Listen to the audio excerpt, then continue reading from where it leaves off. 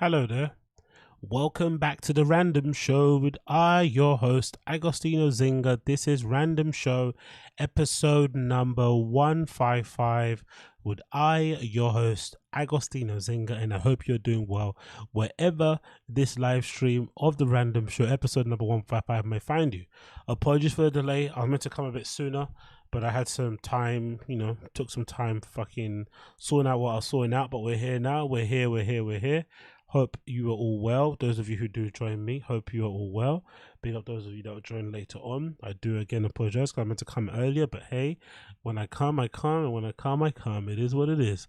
Big up the stream chat. Hope you're all good. Hope you're well. If you do join in late, make sure that you flip in, smash the like button for me. Yes, big up Uche Wagwan, my G. Hope you're well. Hope you are well.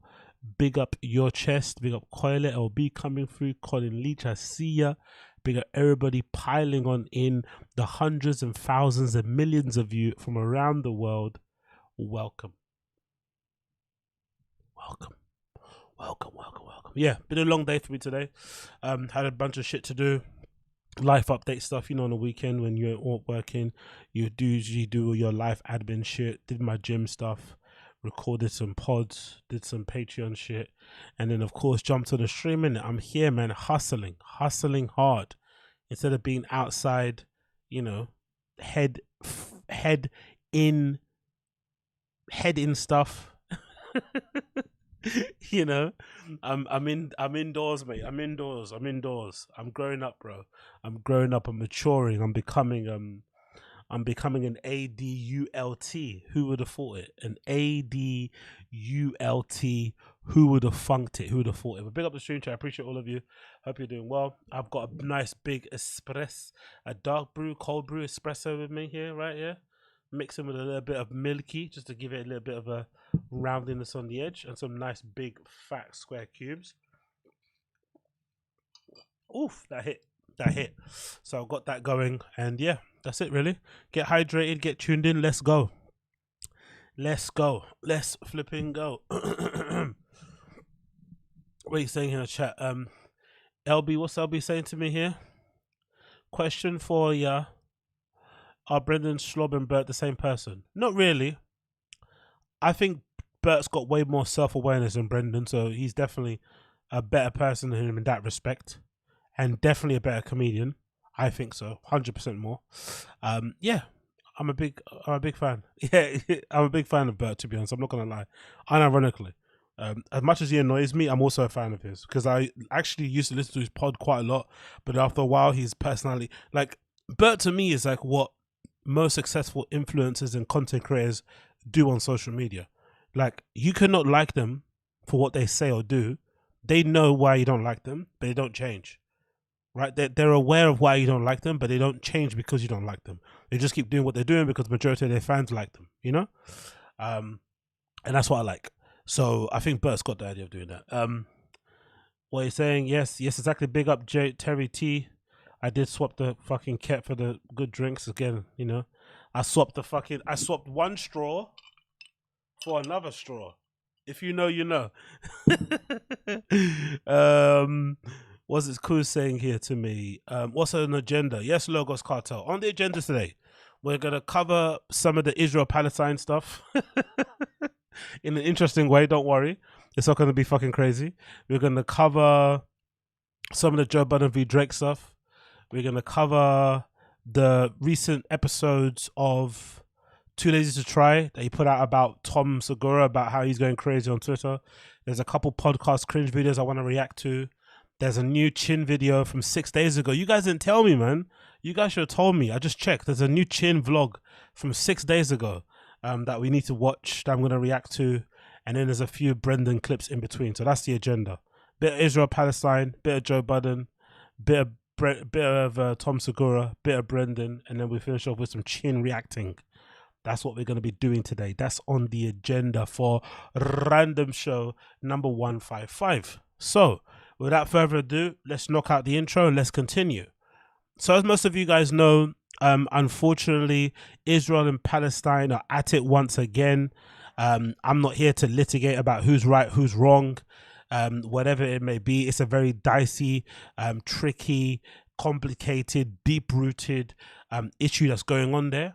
But the way I want to present it on this lovely stream is this.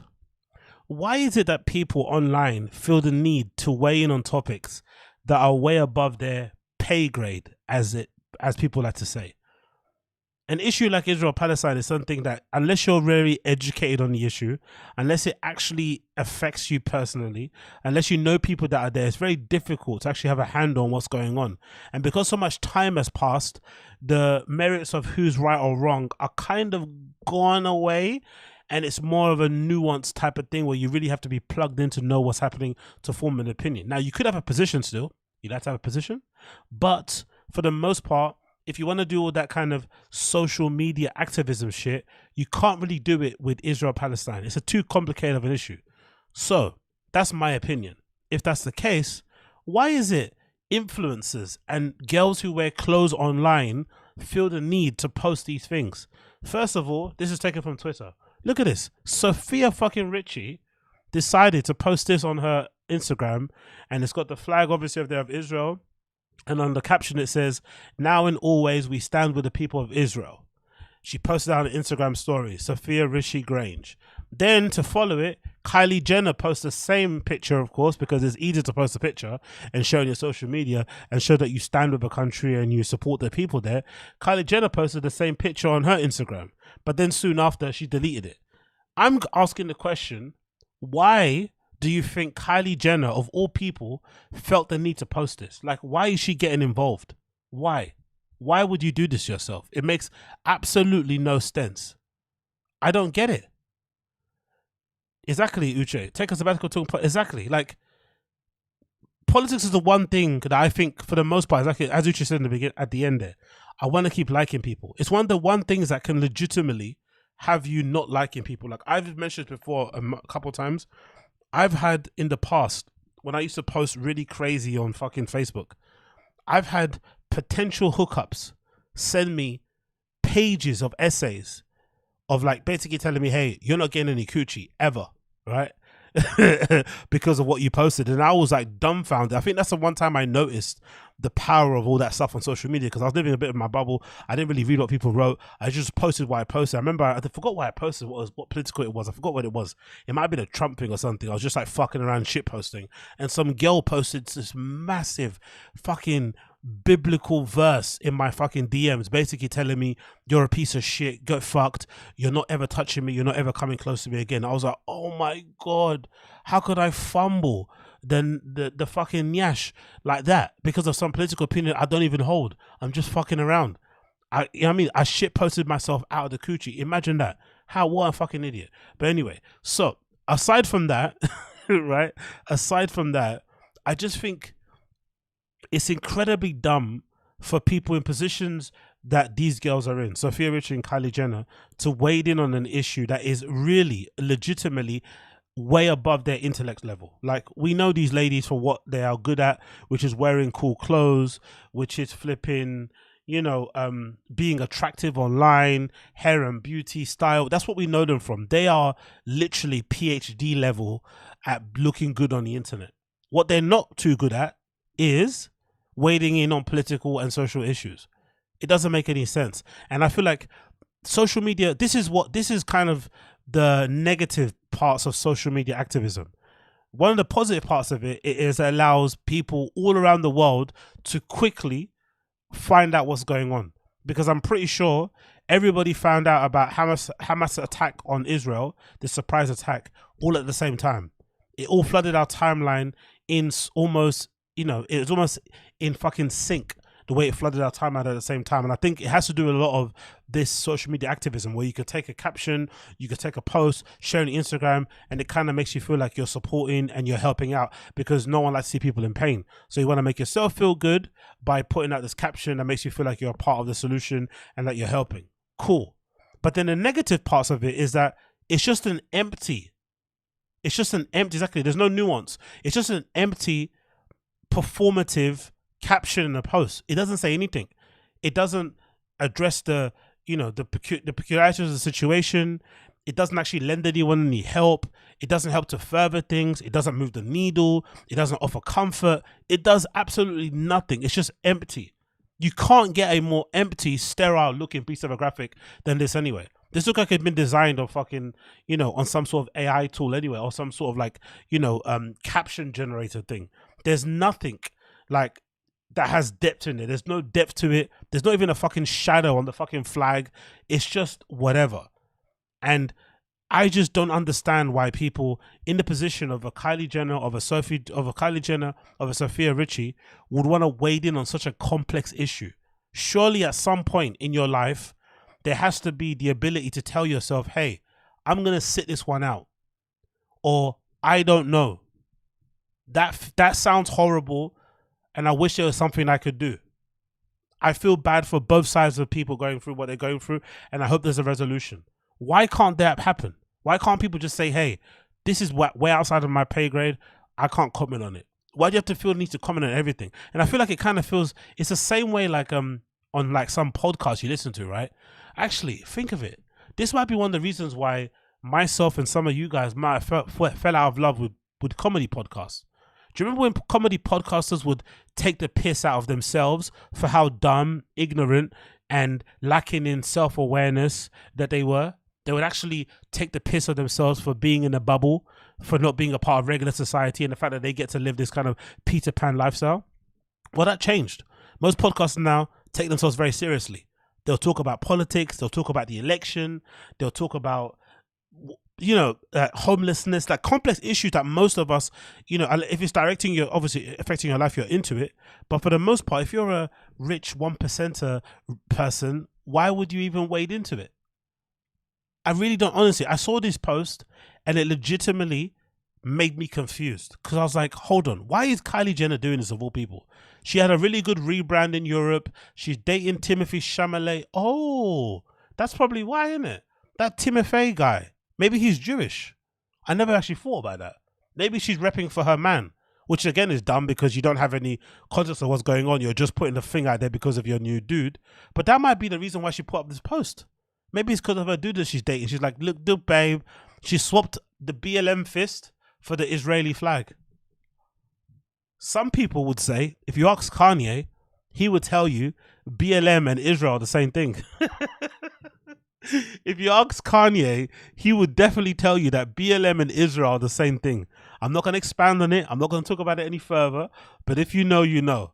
I'm sure if you ask Kanye West, now known as Ye, he would definitely say to you that BLM and Israel are the same thing. Caseload Moses knows Wagwan. I'm not going to repeat it because I'm a small content creator, right? Who's supporting a family here. I have 2 kids and a wife. I can't afford to lose this channel. So I'm not going to continue going on with this line of thinking. But Kylie Jenner, please put your phone down. Please stop it. You don't have to include yourself in everything. It's just ridiculous. You don't need to get involved in this. It's a complex issue. It's nothing to do with you really.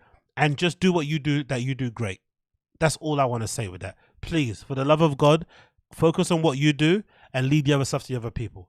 It's tragic. It's hard to see. I understand it. But what it should do when you see those images of people getting abducted, being killed, being dragged out of fucking tanks, corpses and shit, you know, residential buildings getting bombed. You see all this crazy shit. What that should do, it should make you appreciative of where you live right now. Because I was saying earlier to somebody, I was saying, we're actually really fortunate in the UK that we're fucking such pussies, right? We're so pussy, we're so scary, we're so everything else included.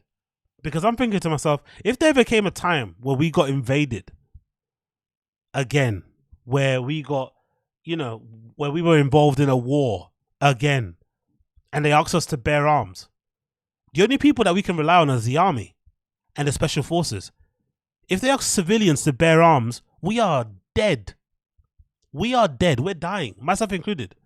If the UK was involved in a war and we were asked to bear arms, we would all die. I would die live on air. You know what I mean? Like I'll be gone.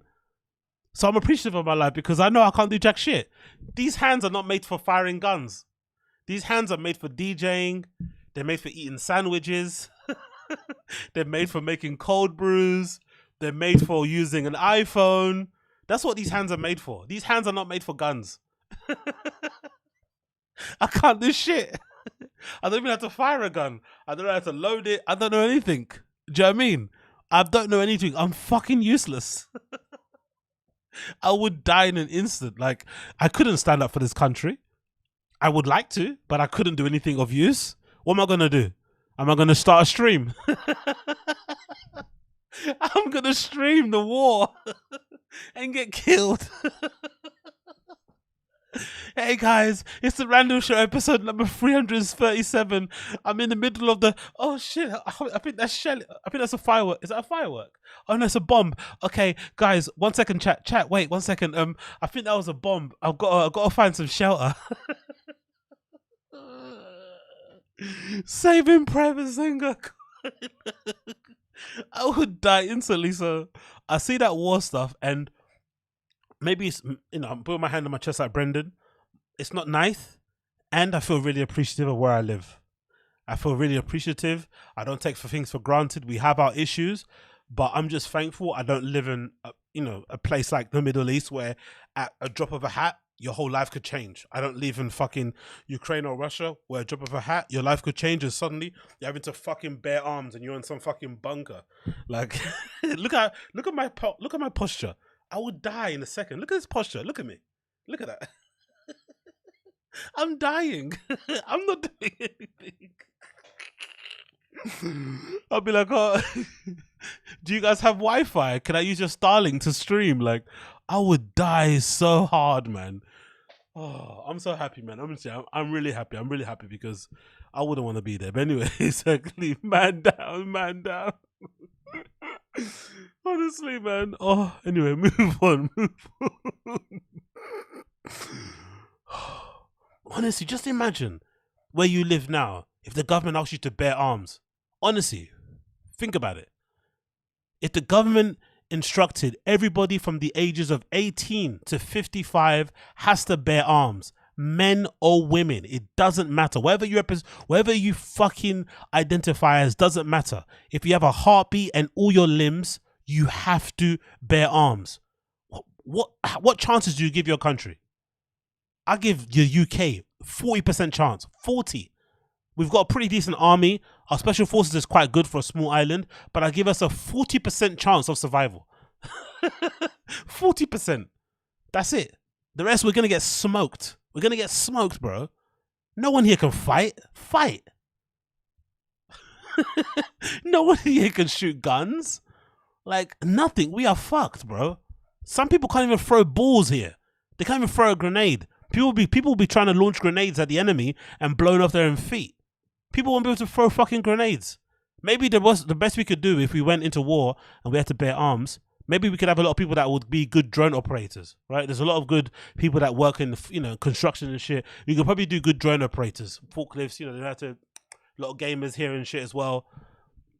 Maybe we'd be all right, but I give the UK a 40% chance of survival. Like, myself included. Fuck me. Yeah, exactly. Michael Bisping, the only one to be holding us down. Only Michael Bisping. That's it. No one else will be holding us down. Imagine, man. Imagine we have to bear arms and we have to fucking follow Idris Elba walking with that face he does where he's confused. Like, come on, man. Idris Elba trying to lead the forces here in the UK. It's not going to help. Not going to work. Nothing's happening. Anyway, let's move on from that one. So we've spoken about that. Can we speak briefly about the fucking Joe Budden and Drake beef back to back or back and forth between Joe Budden and Drake?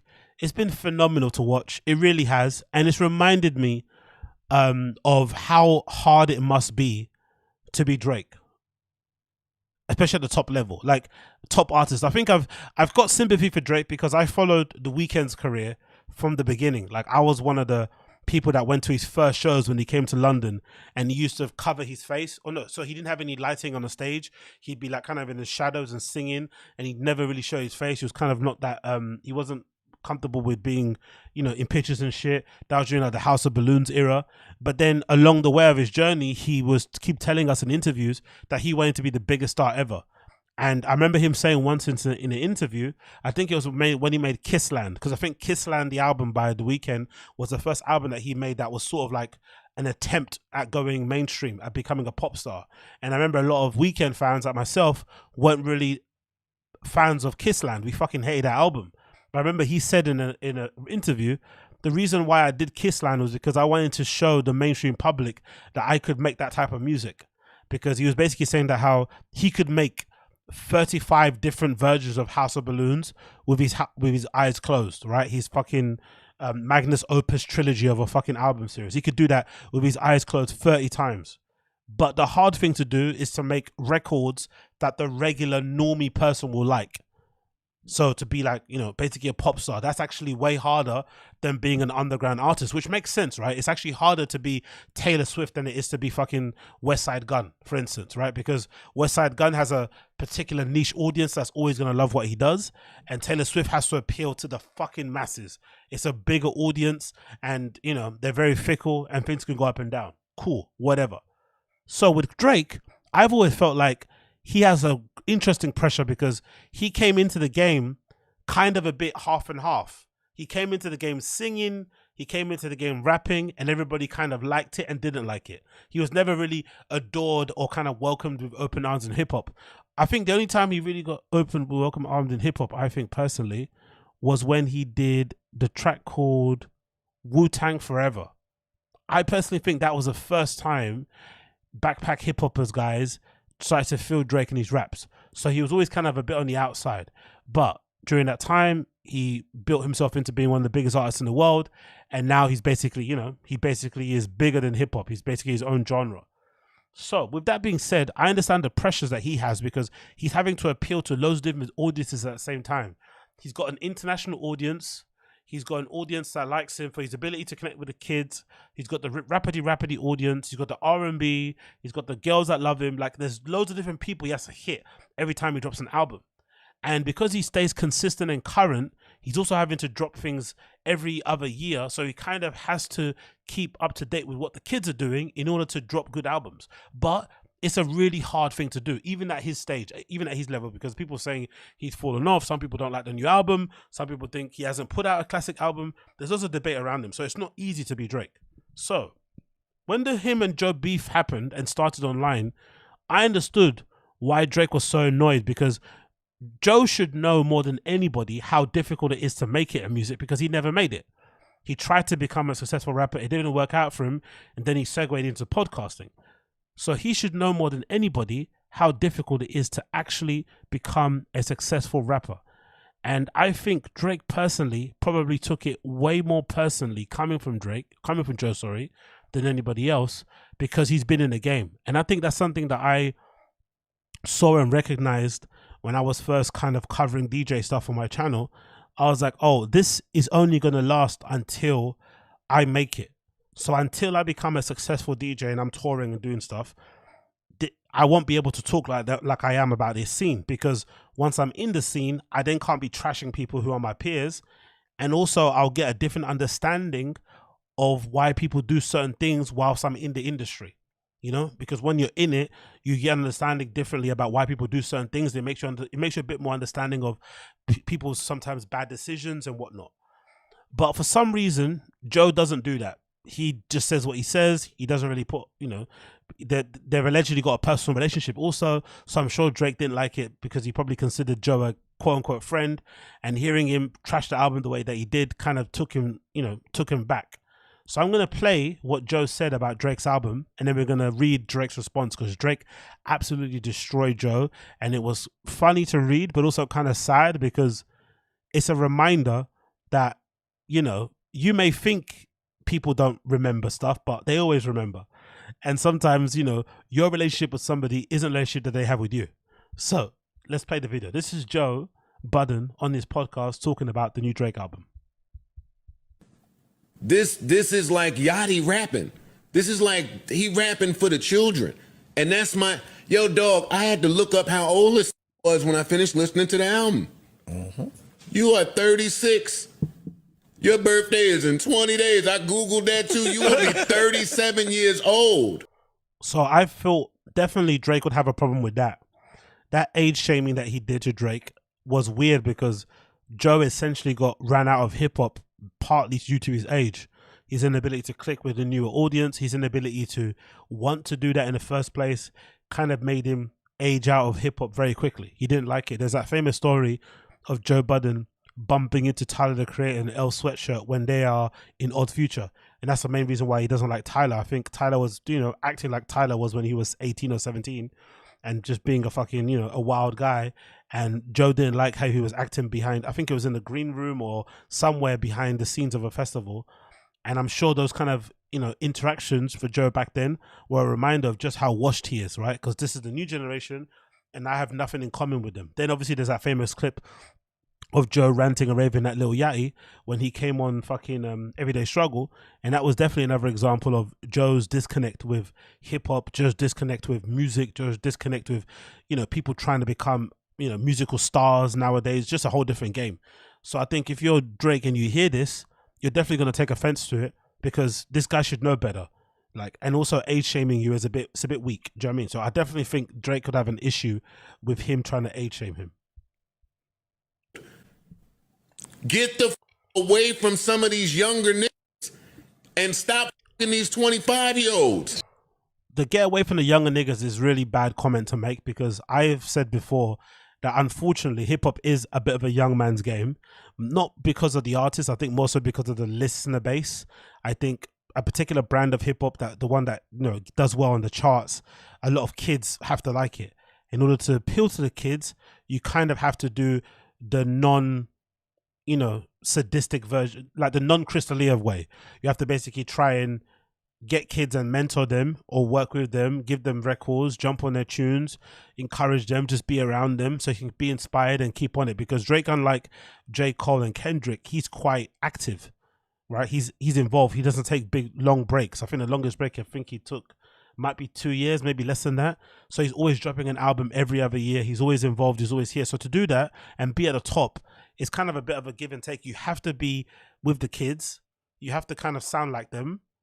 But then you also kind of can't lose yourself. It's kind of, you have to be in the middle ground a little bit.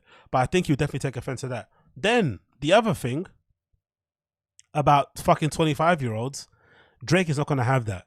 Because Joe has been known as the guy who fucks 25-year-olds. He's always been known as the old dude who scoops up, all the young, quote unquote, for what lack of a better term, fresh meat that comes through in hip hop. That's what he did on Love and Hip Hop. That's what he did in his career before Love and Hip Hop, and even after the fact. And only now recently, he's now dating this woman who is an older lady and has her own child. And I think he's definitely seen the benefits of dating somebody that's a little bit closer to his age. And since then, he's now got this holier than thou attitude that young girls are a waste of time. Why would you deal with these birds? When his entire life and identity before this lady he's dealing with now was being the king of birds. So if you're Drake, you would definitely take this that he said about you only dating 25-year-olds to heart, because he was just doing that the other day. I'm listening to the album. Yo, you're a 37-year-old billionaire. I get it that you appeal to the world. Loving about Cole, like my shit is happening in reverse. Like with Cole, he used to rap about kid shit. I'm a grown ass, like real Jersey City. I want to hear how you lost your fucking virginity. And then he started to grow up. And then but that's the thing though, that he's talking about J. Cole. J. Cole is a real artist. So when J. Cole was talking about, losing his virginity and being a college student and stuff, that was his lived experience. And that's what he was willing to write about at that stage of his career. Now that he's moved on, you've now liked what he's doing, but he's not pandering to you. He's making the music that he wants to make at the stage of his life that he wants to make it. Then you can either catch up or you can jump ship. I think that's what a true artist does.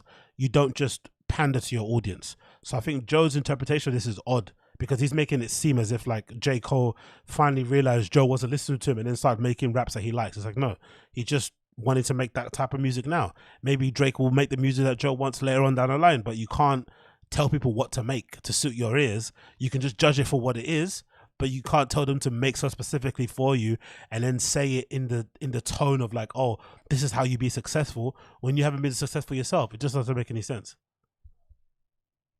The rapping sounded like an adult rapping. I want to hear adult Drake rapping for adult people. No. So Joe wasn't a fan of it, obviously mainly because of the fact that he felt like Joe was rapping for the kids, whatever that may mean.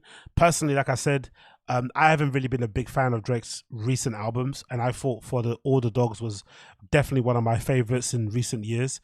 Definitely better than Certified Lover Boy. I felt like the first 12 tracks were probably the best.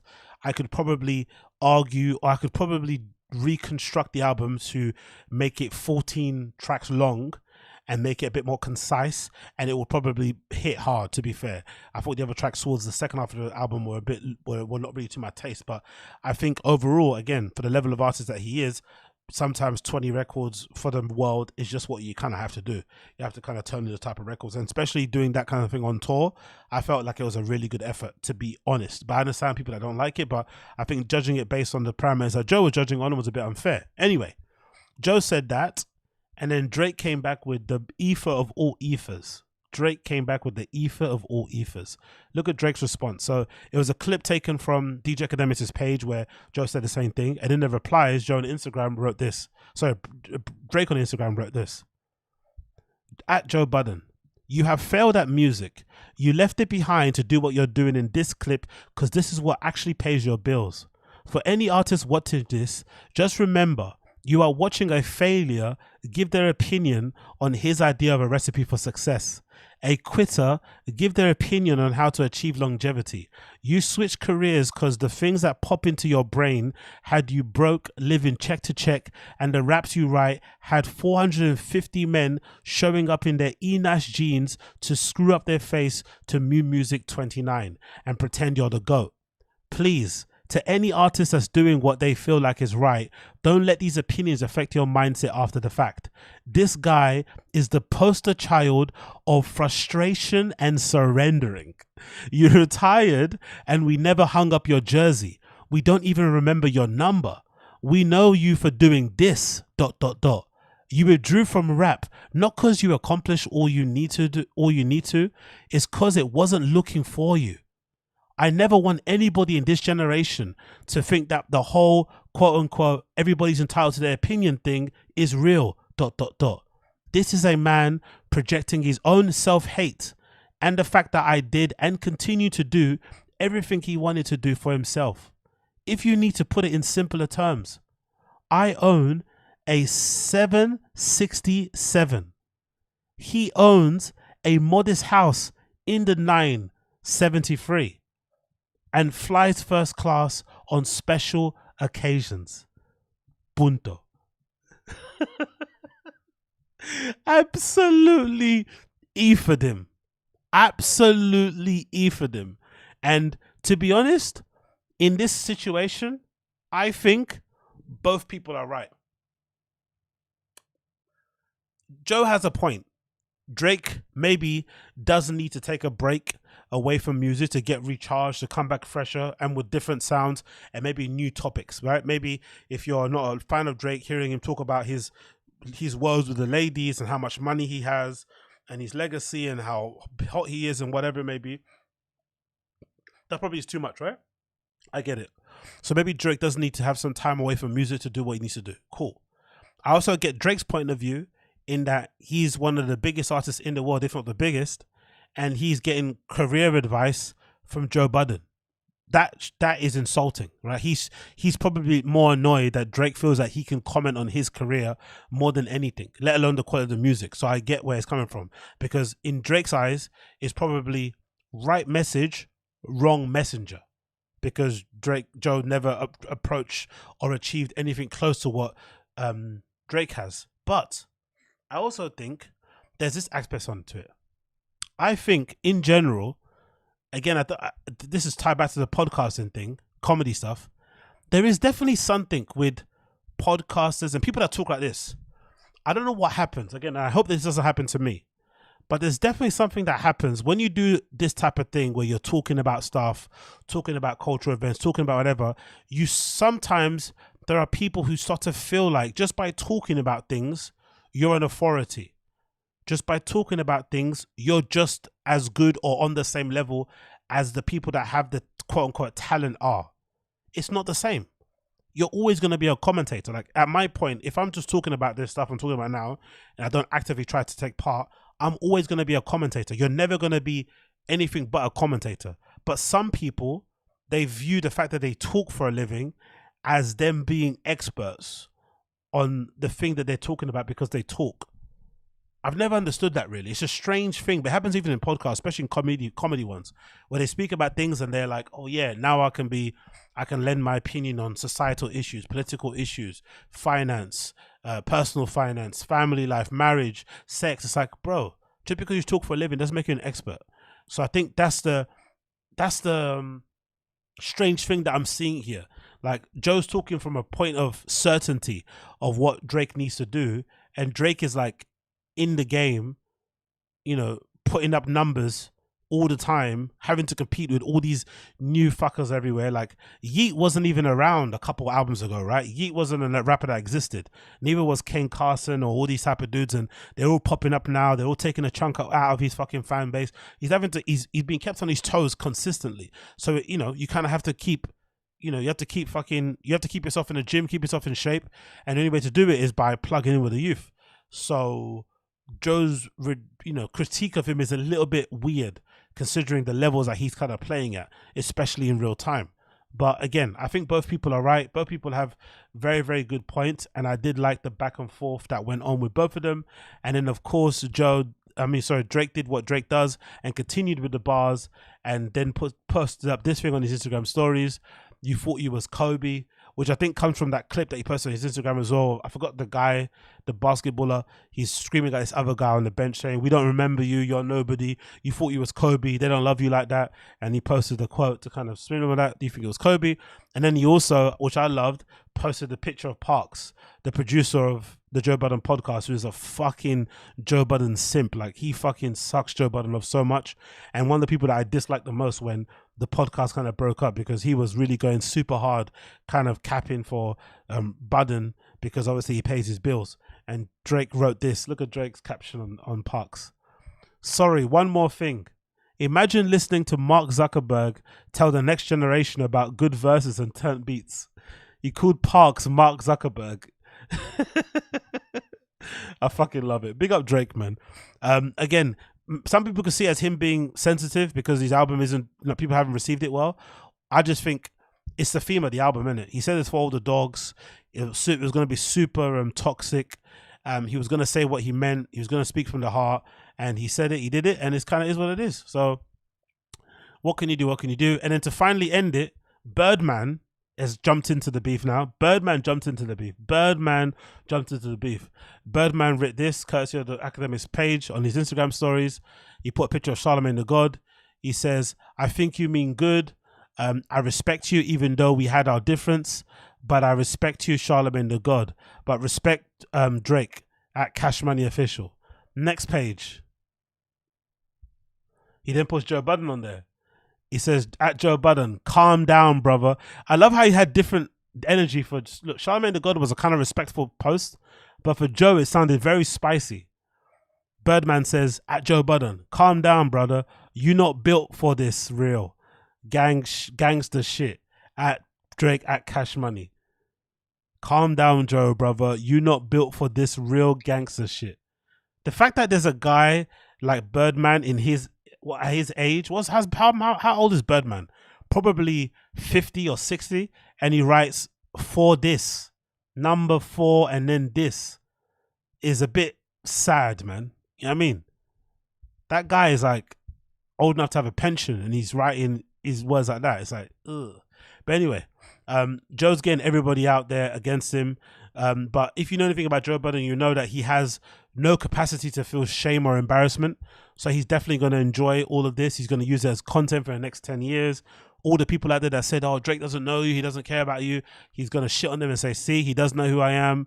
Like, Joe Budden's going to love this. So it's going to be fucking exhausting to hear him fucking bask in all of this, but it kind of is what it is, isn't it? So that's what happened. Anyway, moving on from that one, I want to talk about this post that I saw on the Fighting the Kids subreddit. It's about the Podcast One deal, I think. Let's see what they're saying here. I didn't really play this yet, so I want to watch this live with you guys and see what it's saying. It says here, a poster called OKGas1742 had the insight, what if BAPA is a little pyramid on top of a larger pyramid? The dates check out. Let's see what they're talking about here. This whole thing. A larger pyramid. What's this all about? This is from the... Oh, that's from that guy, the wrestling guy, right? Jim Cornette or something, right? Let's play his clip. Sounds like a house of cards, but you know, I'm not an expert. No, and to that specific point, Billboard had the details here. Records obtained by Billboard show that in early August, Live One borrowed $1.7 million from Cap Chase, an online bank based in Madrid.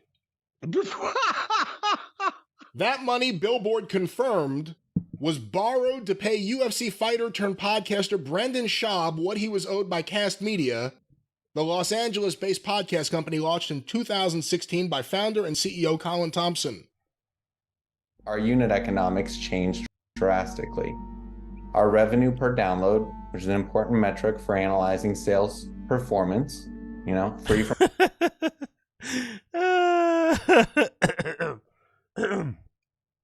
They're posting the poll.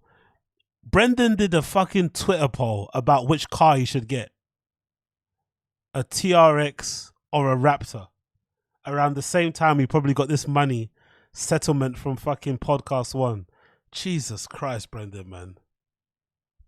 From content performance considerations, dropped by 58%. In other words, over the course of those 12 months, the revenue that we could generate on one download moved down by 58%, you know? People were letting it slide. But as these balances built up over time, eventually Brendan and Brian realized they were owed 400 grand on The Fighter and the Kid. The risky thing about this is, like, I remember when I was watching it, it was very clear to me that they were holding something back. Again, maybe I'm too balls deep into it. Maybe I don't have a life. Maybe I'm in my mum's basement. My fingers are covered with Cheeto dust. I'm fat. I'm not rich. I don't have a big car. Blah, blah, blah, blah, blah. Okay, whatever. Too obsessed, whatever. But at the time, when I was watching that video of CoffeeZilla interviewing Brian and Brendan, they felt very apprehensive. Brian was doing that thing that he does when he's like scared. He starts to over enunciate what he's saying. Right, he does that thing. And then Brendan was trying to act cool, but he seemed very worried. Because obviously CoffeeZilla is an investigative YouTuber, journalist type of dude. And, you know, this stuff was getting a lot of attention. And the last thing you want is random YouTubers digging into what you might or may not have did and trying to find out the truth. So when I was thinking about it as well, it sounded like to me, again, this is just a hypothesis I'm throwing out there. Don't kill me. Part of the reason why Theo might have left Thick Boy, King in the Sting, Brendan's company, I feel like was to do with this, because I remember back when Theo was going through a bit of a crack, because so much to get through, man. I'm so fucking invested into this. Like, this is my life. Like, it actually matters when it doesn't, but I'll continue. Back when Theo was going through a little bit of a bad time personally, I think it was also a time where he might have relapsed and, you know, started drinking or doing drugs again. He was also having a career crisis, clearly. He was talking about a lot on the podcast. He was struggling with touring. He didn't like to perform. He was cancelling shows here and there. He wasn't uploading as usually. If you remember Theo, keep your mind, like about 2 years ago, that's where he was. And if you remember at the same time as well, if you watch King in the Sting, he also wasn't being fun on King in the Sting. Towards the last few months of King in the Sting, he was like a bit down. He'd kind of phone it in. He kind of seemed annoyed at Brendan at times. He wasn't really involved or in on it like he was before. Then all of a sudden, he leaves. I was thinking at the time, it had to do with the Crystalia stuff and the Brian stuff. He didn't want to be associated with that.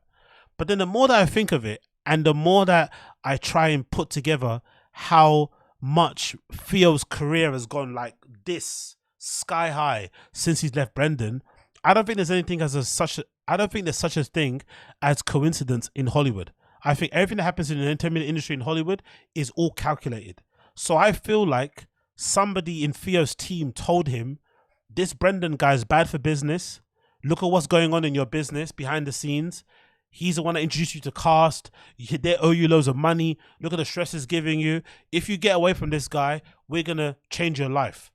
And as soon as he got away from Brendan and Chris and all those good dudes, his career has never been higher, right? His podcast views are crazy out of the roof. He's getting amazing guests. He's flying all around the world. He's having Diplo bring him behind the stage when he's DJing. He's probably, you know, swimming in more nyash than he's ever had in his entire life. He's living. So my personal opinion, because I went round a long-winded way, was I think Theo's problem with Brendan has to do with CAST media in some way.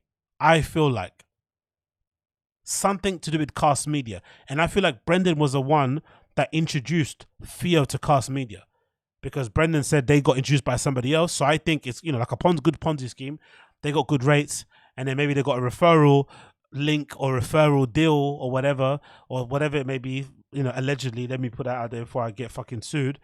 And then they brought on people like Theo and stuff as well into CAST media that gave them a bit of a kickback. That's where I think the beef comes from. Or not beef, like the separation. Again, theory time, you know, it could be fucking off base, but that's my current motivation here.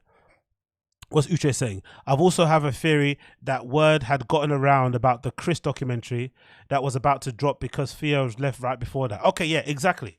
There we go. There we go, Uche. So I think everything happened at the same time. Chris was getting cancelled. Then, because if you remember, Chris kind of got cancelled a few times. But that documentary was the big thing that kind of like put all the pieces together. And everyone saw it like, oof. And obviously, nowadays, documentaries just hit different. When someone makes a documentary about you, it basically everything sounds like fact and it hits a lot harder. So when a documentary come out, it just made everyone realize, oh shit, that guy's a monster. So I'm sure he definitely got word about the documentary.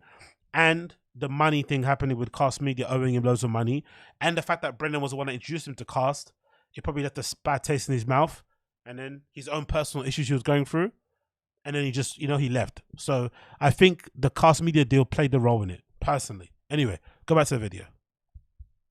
And upwards of 1.6 million across all their shows. Now remember, Brian is just informed about firing the kid. Yeah. I have to manage Thick Boy, Golden Hour, the other shows that are... Eddie D, that's not true. Sorry. Eddie D, that's not true. Don't believe that. Theo wanted out from the start of Cats. He never really wanted to do it. Nope. That's revisionist history. Theo maybe doesn't like Brendan and Chris now, but remember also, King of the Sting was good in the beginning. Let's not lie. As much as we all don't think Brendan's funny and he's a bit of a douchebag, let's not rewrite history. King of the Sting, when it first started, the first few episodes was really good. Because if you remember, King of the Sting, the premise behind it was that Theo would go on fighting a kid and he would rip into Brendan and they'd have this kind of back and forth, this banter. And it was a one time that everybody kind of saw Brendan get a little bit of a ribbing. And I remember even back then, the Reddit used to like it because Brendan was so thin-skinned and so, you know, confrontation averse and stuff, such a pussy, that he would avoid those things. So it was the first time we saw Brendan kind of getting dunked on and a few times. So that show worked in the beginning really well, but then it fell off very quickly. So Theo definitely liked it in the beginning. Don't believe this idea, oh, he didn't ever, no. He definitely liked it, he enjoyed it. And if you think, and if I remember correctly as well, that show came before his own podcast. So him hanging with Brendan, doing that show, probably gave him the inspiration to do his own podcast. It led to a lot of good stuff. Like, there was some good shit on it. So it kind of went where it went, but let's not rewrite history. Owed money. So Brian's like, can you believe this? I'm like, yeah, that 400 grand's terrible. Try 1.6 mil, bro. Right. Wow. 1.6 million. It was never on time. So Yeah. It wasn't unusual if it was like a month late, a month and a half late. And then when it goes from, all right, a month late to 2 months late to 3 months late. And then I would say, hey, where's the deposit at? I go, yep, they're trying to figure out, man. He says he has this whatever investment coming. You're gonna get this huge lump sum. By the way, somebody said, with your taxes in fucking California, someone in my comments told me that 1.6 million after taxes is 950,000. I nearly cried. I was like, oh my God, man. California taxes are just like UK taxes. Like, that would hurt me so badly. After waiting all that time to get my money, when I finally get it, it goes from 1.6 mil to 950,000. God almighty. money. So then that's didn't come. Then you're looking at, now you're looking at 4 months. Like, it was the money. Then you're looking at 6 months. Like, okay, man, where the hell is our money? Let me find an online bank from Spain to get a loan to pay this guy outright. Okay, so what's the comment here? Maybe it has something to do with them knowing Colin before KAST Media, which is a documented fact. Also weird he got everybody involved with KAST. Not saying he's involved, but if a pyramid skid falls apart, you are the only one who comes out on top.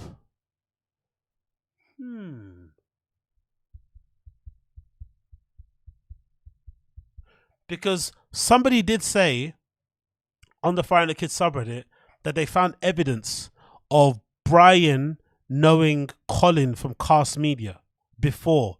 I think Colin from KAST Media had Brendan on his podcast, one of his older podcasts when he first was getting in the industry. Then, of course, he started making the podcast network. And there's also a theory that Colin and Brian's dad have done business before in the past. Because, Brian's dad is a banker, aka CIA agent, allegedly. And, Colin's dad is whatever in Hollywood. So there's obviously some sort of like deep, friendship, relationship with each other in that regard. So it's not some random person, because Brendan's story is like, oh, who is this? He said he bumped into some comedian who had a good deal and they recommended KAST, like they didn't know who they were. Like, Brian's known Colin for a long, long time, many, many years. So it is interesting to think that, right? Out of everything that happened, Brendan's the only person that got his money so far that we know of. Because I think, according to CoffeeZilla, the deal is, if you sign to Podcast One, if you're on KAST Media and you want to join Podcast One, they'll give you 33%, of what you're owed up front. And then you get 33% later down the line, and then 33% of stock or something, right? So you don't get it in full when you sign. But Brendan somehow managed to get his amount in full. The only other thing I could make this work to not go in this conspiracy of Brendan being part of the Ponzi scheme is this. Maybe, in a weird way, Podcast One don't want Brendan's number to be out there because it makes them look bad. Because they owe everybody else thousands, right? They owe everybody else hundreds of thousands, which is obviously still a lot of money, but it doesn't look as bad on paper than 1.6 million. So if they can get rid of the 1.6 million owed to Brendan, it makes what they're owed, it makes the bad PR not look as bad, if that makes sense. You get what I mean? So maybe they did that. Maybe they was like, okay, cool, let's take this high interest loan, let's pay this guy off so it doesn't look bad online, and so he doesn't go out and start talking, bad mouthing us, because, if they don't pay Brendan, then Brendan might do a Theo and make a video talking about them. I don't know. But Jesus, bro, this is not looking good. Brendan's looking a bit crazy out here. He spent that money as soon as it came in. He bought a new truck. He's flexing. He's not even paying BGL, which is a real scumbag move. And now people are putting together the pieces that he might be involved in this whole thing. He might, as LB is saying, Brendan might be a recruiter. Damn, son. Damn. Hoping that's not true. I'm hoping this is just some like misunderstanding or something, but this is not looking good, brothers and sisters. This is not looking good. The debt that someone else racked up, possibly by committing financial fraud. Yeah, I don't know. I don't know what to think. What do you guys think? Do you think Brendan's involved? I found he's too redacted, man. I just don't believe he'd have the sophistication to be involved in a scam like this. He's just too dumb. I just think they paid him off because they don't want him to talk bad about them in the media. I don't think he's involved. What do you guys think? It's weird that he got his money the first out of everybody. I just think because it's a large amount, they didn't want that to be out there. They pay it off so he can't talk basically. They basically bought his silence. They paid him 1.6 million to buy his silence, basically. But I don't think he's involved in the fucking scam or something. What do you guys think? Brendan has redacted as most things, but not for money. Huh. Okay, Grace. The Garcia Life Vlogs. Maybe he's not as dumb as we think, and he got the money. But I don't know. It's his payback. He's getting the last laugh. Exactly. Jay might be the best brains behind the wheel. Lols. Maybe, you never know. Maybe Brenda's actually the smart one here, and he figured out a way to get the money. Who knows? I don't know, but I don't buy it personally. I don't think that's true. Doy says, with a lot of companies like these, this is usually a referral fee. So maybe he would have be a little bit of chunk each person he refers and he signed, but not like the part of the company. Yeah, for sure. I think he got that for sure. He definitely got a referral fee, for sure. But he was acting like he didn't know who they were. That's like in the CoffeeZilla bit. But I'm saying I think he definitely didn't know who they were, and he was definitely getting a referral. Or like a, what do they call it? Like a finder's fee. He definitely got a finder's fee from them, for sure. Anyway, let's move on. We got this clip here again from the Fighter Kids subreddit. What's it called? BAPA and Chris have a prom. let's play this. A prom. I love that. Your daddy there. That's how we do it. You know what the problem is with those jeans? Like, look at you there. If you're not a fan. Why doesn't he just say problem? What's to do with the prom? Is that like an accent thing? Your daddy there. That's how we do it. You know what the problem is with those jeans? Problem. What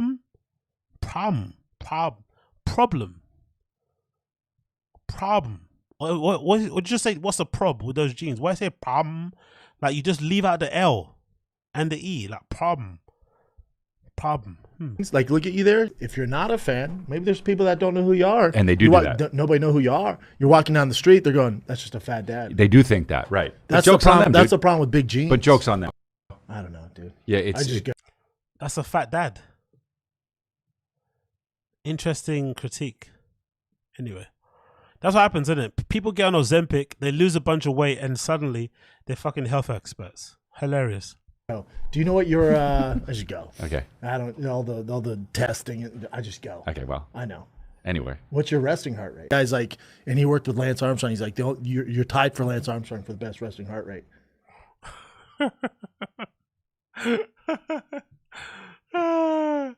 Brendan managed to find a guy who confirmed to him that he's just as good as Lance Armstrong. Can somebody ask Brendan this question? If you're able to lift more than current NFL players, if you have the resting heart rate of one of the most decorated, athletes of his generation in Lance Armstrong, even, with or without EPO, allegedly, if you had all these amazing achievements, right, just being a regular dude, why didn't you make it? Why weren't you like a professional athlete at the highest of high levels? Why? You lift more than NFL players. You have resting heart rate of guys on EPO who won fucking Tour de France and shit. Why weren't you able to take those little bits of you, put it together, and become the best athlete in your class? Why? Come on. That is so crazy. At so your heart was 240. working so good. Yeah. And I wasn't on EPO, so I take the crown. What was? Imagine being able, again, do you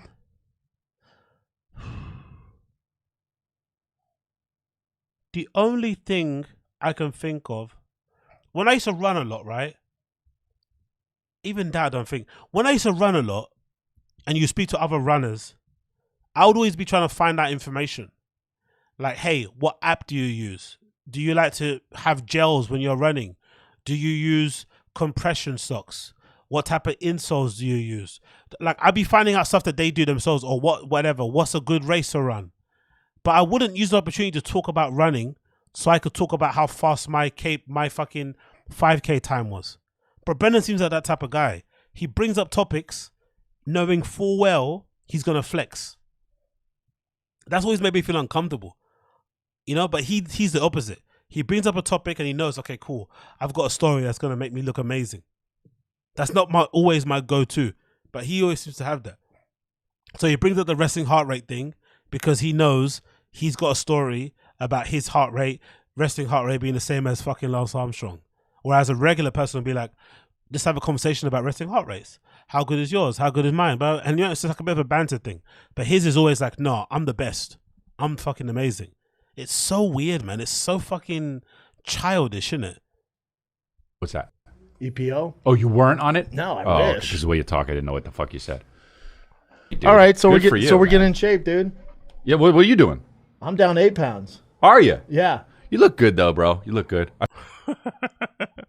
When someone says Aya, okay, I couldn't tell. That's usually not the best endorsement, isn't it? Or somebody that lost weight. But yeah, Brendan's on a mad one. The levels of lying are what they are. He likes to lie. We like to laugh at his lie. Let's just continue on with that one. Oh, let's watch this one. This is a good one. This is a recent one too. The title is as follows. It says, "The most fabricated story ever told."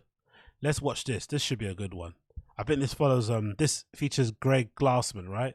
He's usually a good one for the Brendan banter. Let's see what this is saying.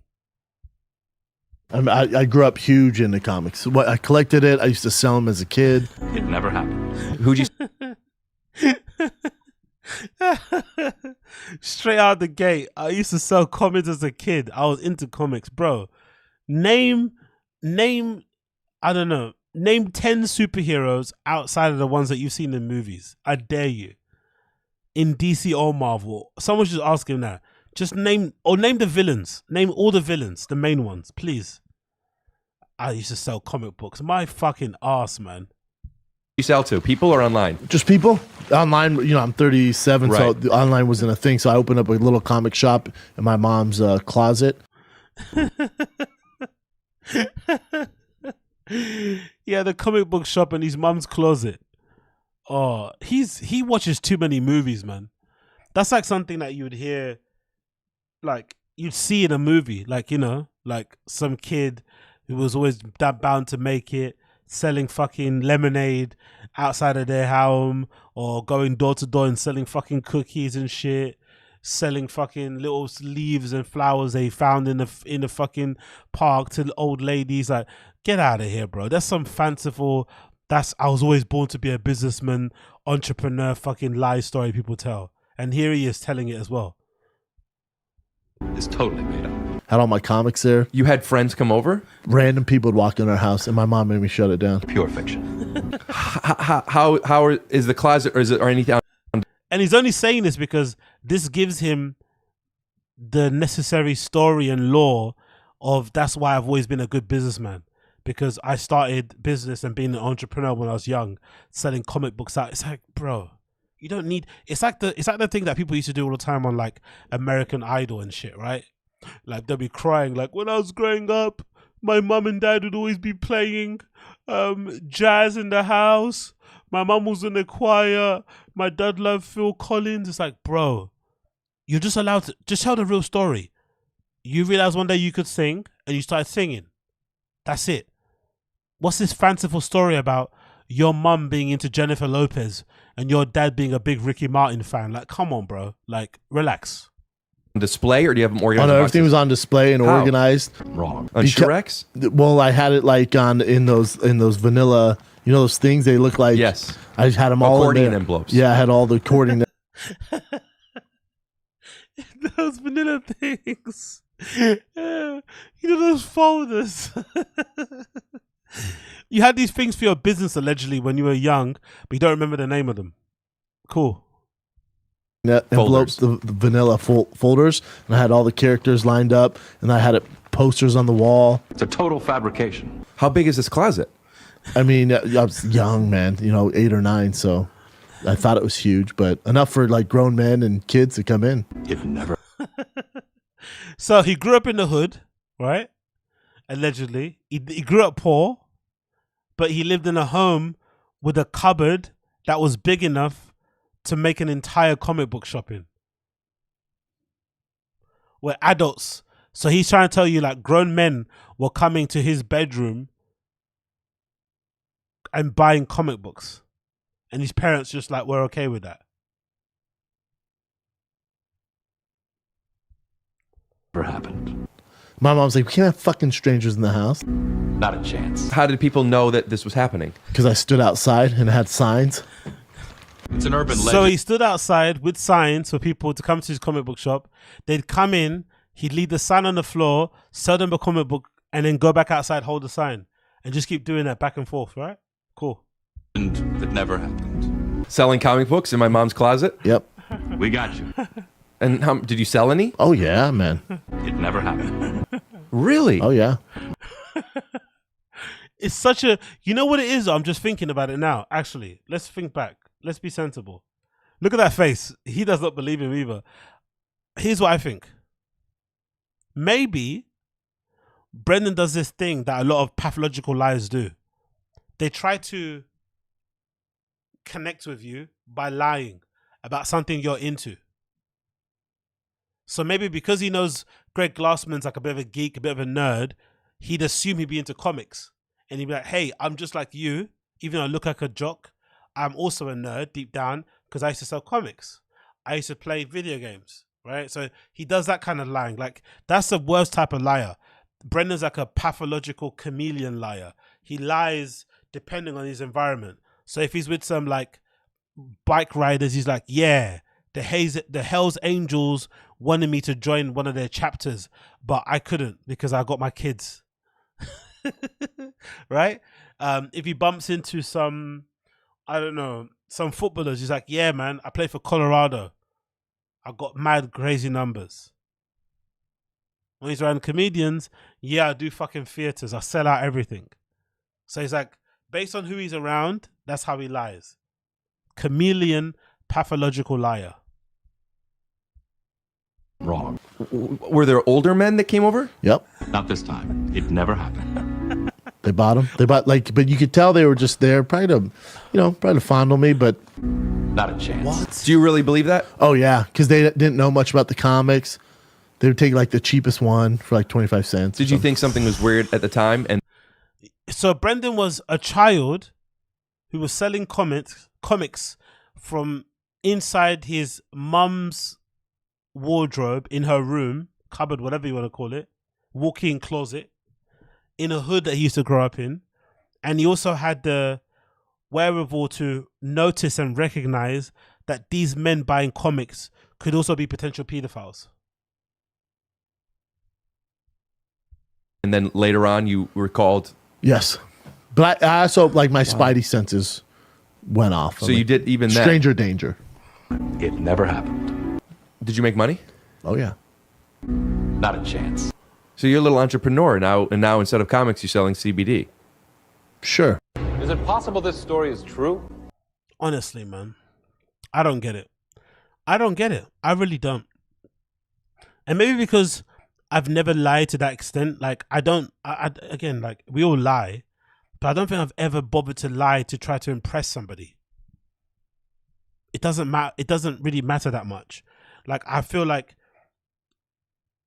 my life, I'm already trying to accomplish so many things in my life anyway, that even if I don't accomplish them, the actual truth is more interesting than lying about it, right? Trying to become, let's say, like a basketballer, for instance, right, is actually a funner story to tell than lying about having trials with the fucking Chicago Bulls. Why would you lie? Why don't you say, oh my God, this one year I thought I was going to be a basketballer. I committed myself to a fucking 6 months of training, went to a fucking camp, and I couldn't even get into a Saturday team or something, right? That's actually a funner story to tell. Like, I paid for some trial in some country. I turn up there and there's no trial. The place doesn't know the thing existed, so I got scammed. That whole story of you getting scammed, of you going to the place and making it fun, that's a fun story to tell. But Brendan's the type of person who just lie flat out. But he's also, I think, my one feeling on this is like, he is the person who believes in the fake it till you make it. But he just stopped telling, like, when people say fake it till you make it, it's sort of like, I feel like it's a way to kind of give yourself motivation to keep going. Because, you know, this whole kind of media content, whatever career that we are all kind of existing in, is very difficult to achieve. Not everybody gets there. And there's no one path. So, and plus it's a bit delusional to think that you would be the one to be successful. So to give yourself a bit of motivation, I think the fake it till you make it thing is meant to keep you going, meant to keep you, you know, chugging along.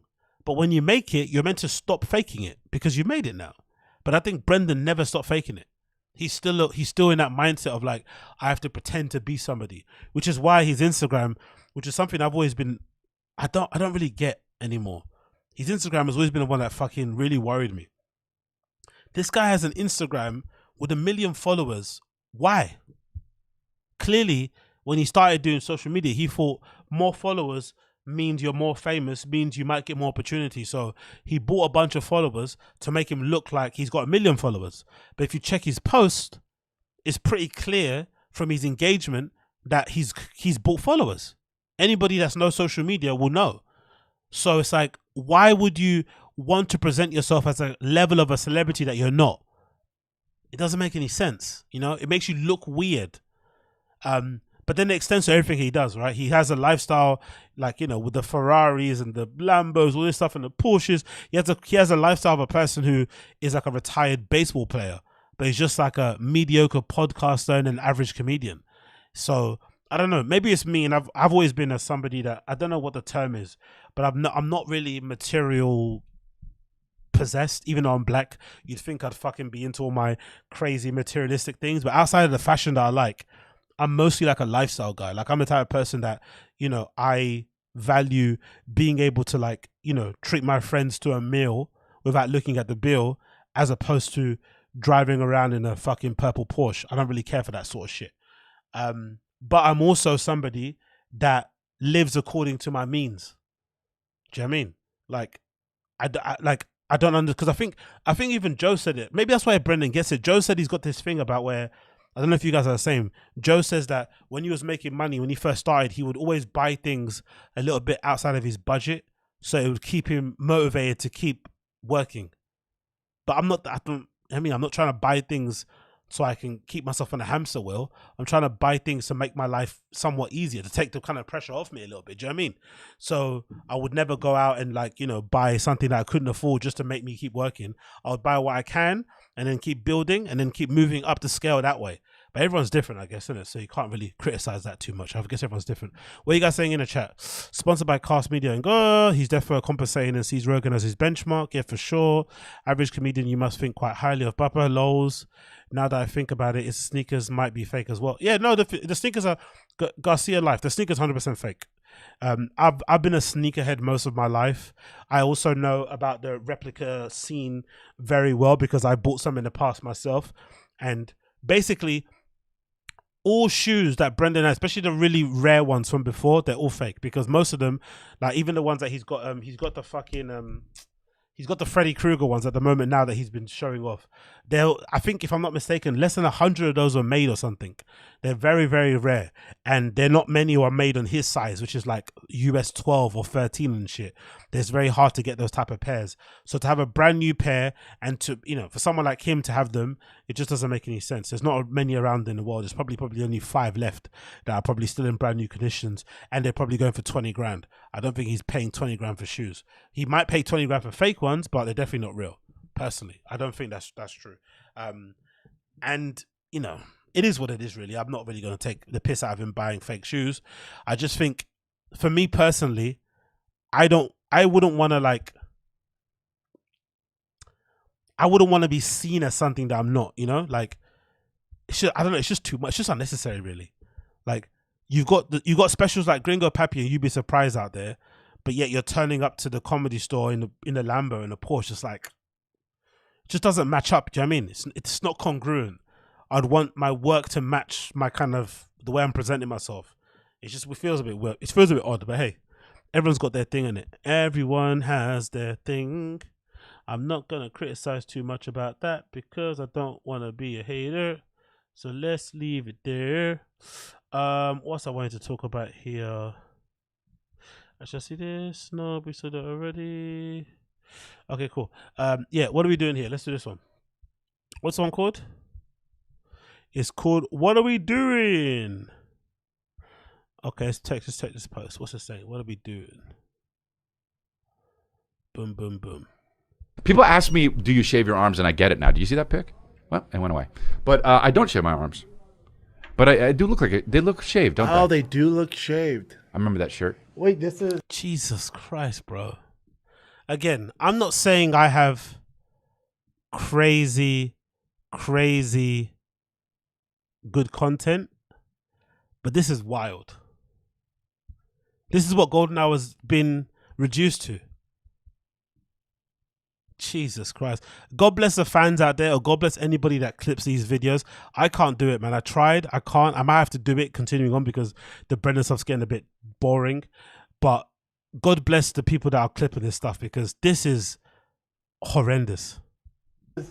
This is a little shit because I got some work done here, but You got more work? Hey, will you stop? This is coming from a guy like me. Stop getting tattoos, bro. I won't. I fantasized about getting a face tat the other day. I won't get it, but I've been there. I've gone down that road. I want to get something here, you know. Like on your face? Like they do just right there. I said face tat, dude. What do you think? A tattoo of a face on me? No. Yo, big up Alex. Appreciate the super chat, brother. No message, but thank you for the super chat, brother. Appreciate you. Let me do a little like on your little thing. Appreciate you, Alex. Thank you for the super chat. Let's continue. Oh, I'm thinking. I thought you were going like. No, I'm not. I'm not like a fucking the Saw guy, like 6'9". Yeah. Okay, that was brutal. We did that one. Another clip. This is called Fat Patrick only eats 1,300 calories per day. Anyway, let's play the clip. No, wait, but how many calories you eat a day? You probably you probably fucking burn 3,500 calories a day just sedentary. I probably I'm fucking eat smart, bro. 1,300 calories a day. Get the fuck out of here. I don't eat till I won't eat today till when we get done with hair, so I won't eat till usually about 1 o'clock. And usually I just eat one meal and I'm done. The big red flag in this is that Chris said 1,300, right? He said 1,300. And then Brendan just latched onto that number. If you know how many calories you eat, or you eat a caloric deficient whatever diet, you know your number. If you know a number that you're hit for, whether it's 1,500, 2,000, 1,000, you know what your number is. So the fact that he just latched onto Chris's number is the clear indication that he's telling a lie. The second thing is that he's definitely lost a lot of weight. You can tell from his face. He's not as puffy in his face anymore. Maybe he's not even drinking as much anymore, so you can definitely tell he's lost a bit of weight, even his body. But if you watch, or if you listen, or if you read a lot of content on Ozempic, you will know that Ozempic kind of gives you this like deflated look. Even though he looks really like he lost a lot of weight, he just looks like somebody like took the air out of him, as opposed to like his body like shrinking, like when you lose weight from a diet and stuff. You know what I mean? So that's what it kind of looks like. So he kind of looks like somebody that was on Ozempic. Like he's still got the head size and shit. So I think personally, he's on Ozempic. And we know Brendan, or we've watched enough about Brendan. He's been talking about being on strict diets and only doing keto and eating carnivore for ages. He can never stick to it because diets are hard. He's never been that guy. Even at the top of his game, when he's in the UFC, he could never really get down to be shredded in level. It's just not in him to do so. But ever since Ozempic has come around, regular people have been able to lose a bunch of weight, right? There's articles out here saying that Walmart are struggling to sell food now because Ozempic has been so popular and shit. Because obviously it kind of makes you feel full and you don't have as many cravings as before, so you eat less.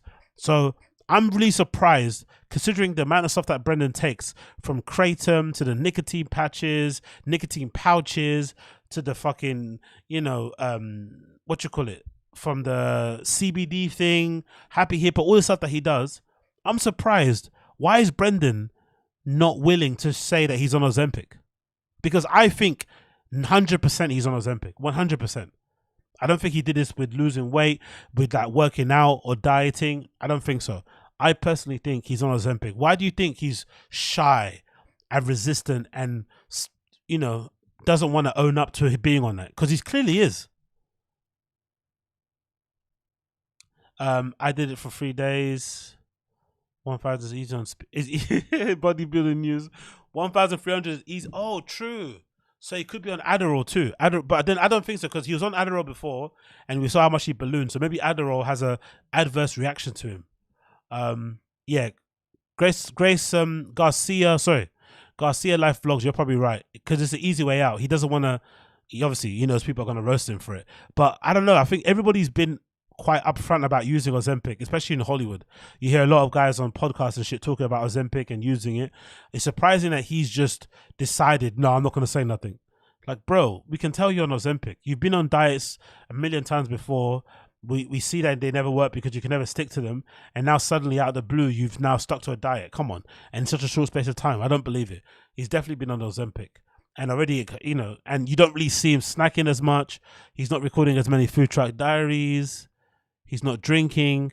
That all points to like the, you know, the hunger pains being starved away with the fucking Ozempic injection. But again, I could be wrong, but I do think Brendan is on Ozempic. Moving on, we did the resting heart rate, we did that. Let's do this before we go to Tom Segura stuff. Let's do this one. This is called CHATTY'S. Big up the subreddit for this one. Let's get this on the screen so you can see it. A couple of CHATTY'S. Let's see what this is saying. CHATTY'S clip. Zoom in a bit here. Bear with me a second as I get it loaded. There you go. Let's do this out of there. Boom. And so He's awesome. we have better. Yeah, he's great. He's really good. Yeah. He's a chatty Cathy. A chatty Cathy. Chatty Cathy. In college, you know, I'm strapped for cash, my man. I got locked out. I swear to God, this guy was $70. He came within 30 minutes. And I'm in college. I don't have much money. The 70 was hard to get. I'm counting change. I'm doing everything in my car, asking buddies for the money. This guy comes up, and and I'm always curious, man. You know me, I'm always a chatty Cathy. He's a real rugged looking dude, long hair, beard, leather coat on. I'm like, what the fuck? And he comes on a motorcycle, and he gets to my apartment. And he's unlocking. I go, how'd you get into this business, man? And he just looks and goes, long story. He keeps doing this thing. I was like, ooh. What else you got, Chin? We'll do one more. We gotta get Theo out of here. All right, cool. Am I fucking up your schedule, Theo? Just gotta go eat. We're just some chatty Cathys. Yeah. How about this? My daughter's 9. I'm driving her back from my brother-in-law's place yesterday. My daughter's 9. My coochie hole. And it's 10 at night. And she's staying at way past her bedroom. She was having too much fun. And she's talking up a storm. She's just talking. Chatty Cathy. Chatty, but it's not like her. Yeah, she's asking me questions. Oh, she got into coke. She keeps asking me. No, bro, she wasn't doing lines, man. She's 9, bro. A rare Brendan funny moment. That was good, innit? I laughed at a Brendan joke. Look at that. What an achievement. Oh, I don't know. No, you're missing the point of the story, God bro. damn it. Don't interrupt with I'm those. sorry, man. Don't drug interrupt. I don't mean to derail the situation. Don't drug interrupt. The 9-year-old's not doing coke. So the thing. And then if there's any gossip, I'll The get other a day I text got from some Brendan. news and I called. Brendan, I'll go like this. I heard some interesting news. I tell you, but you're a chatty Cathy. How many times did I call you? That's me signaling to you. I was on set. I called you probably 6 times. 7 times. I was like, I was with my kept son. calling him back. Jesus Christ, dude. I want to know so badly. Like, what the fuck is wrong with you? They don't talk to each other like that anymore. Sad to see, innit? This is before the scandal, before the rape thing. They were just cruising along in second gear, collecting cast media checks, living a life, not knowing what was around the corner. It makes me laugh so much. I know it's evil, but it really does. They had no idea what was around the corner. No fucking idea. They were loving life, bookings all over the place, touring the country, selling out little theaters, little comedy clubs in the fucking bosom of Joe Rogan's big man fucking tits. And they had no idea what was around the corner. No idea. A second, I go, tell me right now, immediately now. There was some juicy info. It wasn't fun. I wouldn't text you if it wasn't. I love juicy info. It's juicy. So Papa And Bear we ate came. it this weekend. Yeah, we ate the shit out of it. We're 6 a night. I was telling Chin that second show on Friday was crunk.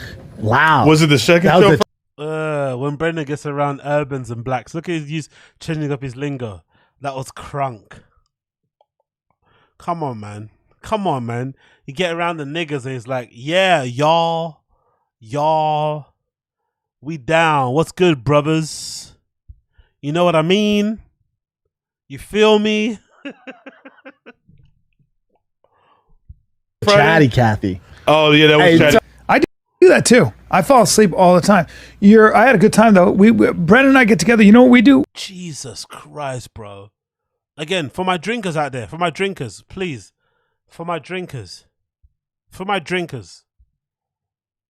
Have you ever, I swear to God, I swear on my life, apart from wanting to look cool like the rappers with the Hennessy bottle, I don't think I've ever taken a fucking whiskey bottle to the face before? Even at like a house party, you have like a little plastic cup. Have you ever drunk whiskey from a bottle that wasn't Hennessy? Like actively at home? Brendan was down bad, bro. He was drinking whiskey from the bottle, live on air, to the face. It's like, that's what I'm saying. Like people saying like a teenager. Okay, like a teenager, because you're probably drinking. You know, you're not meant to drink. You might be outdoors. You don't have any cups clearly. But if you're grown up with your own studio, you have money. You can do whatever you want in the studio. You're grown up. Why don't you just have some glasses or some cups? Why are you taking to the face like that? Like, and it's whiskey too. It's not like it's fucking, I don't know, something sweet. It's kind of a harsh taste to be taken straight to the face like that from the bottle. Especially on your lips and shit. Like, yeah, I don't know. It's not for me. Brendan was down bad this time. Like, he was really doing the most back then. God almighty. We gossip. That's what we do. We fucking gossip. Some chatty Cathy's.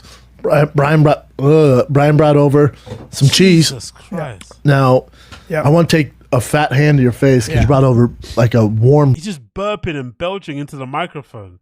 He was down bad, really, isn't it? Fucking hell. Brie? Well, I opened. No, it was some kind of like weird a goat cheese. Goat cheese. My whole house smelled like fucking. It smelled like a foot. It smelled terrible. Yeah, it smelled like a foot. Why'd you do that? I don't know, man. Sometimes you gotta. It was fun though. Thanks for coming to the crib, dude. Sure. I'd come over more often, but you don't. You leave, you're all. Congrats on. See ya. Yeah. Dick. Later. Look how much funny you could. Honestly, that cancellation from Brendan getting done for rape.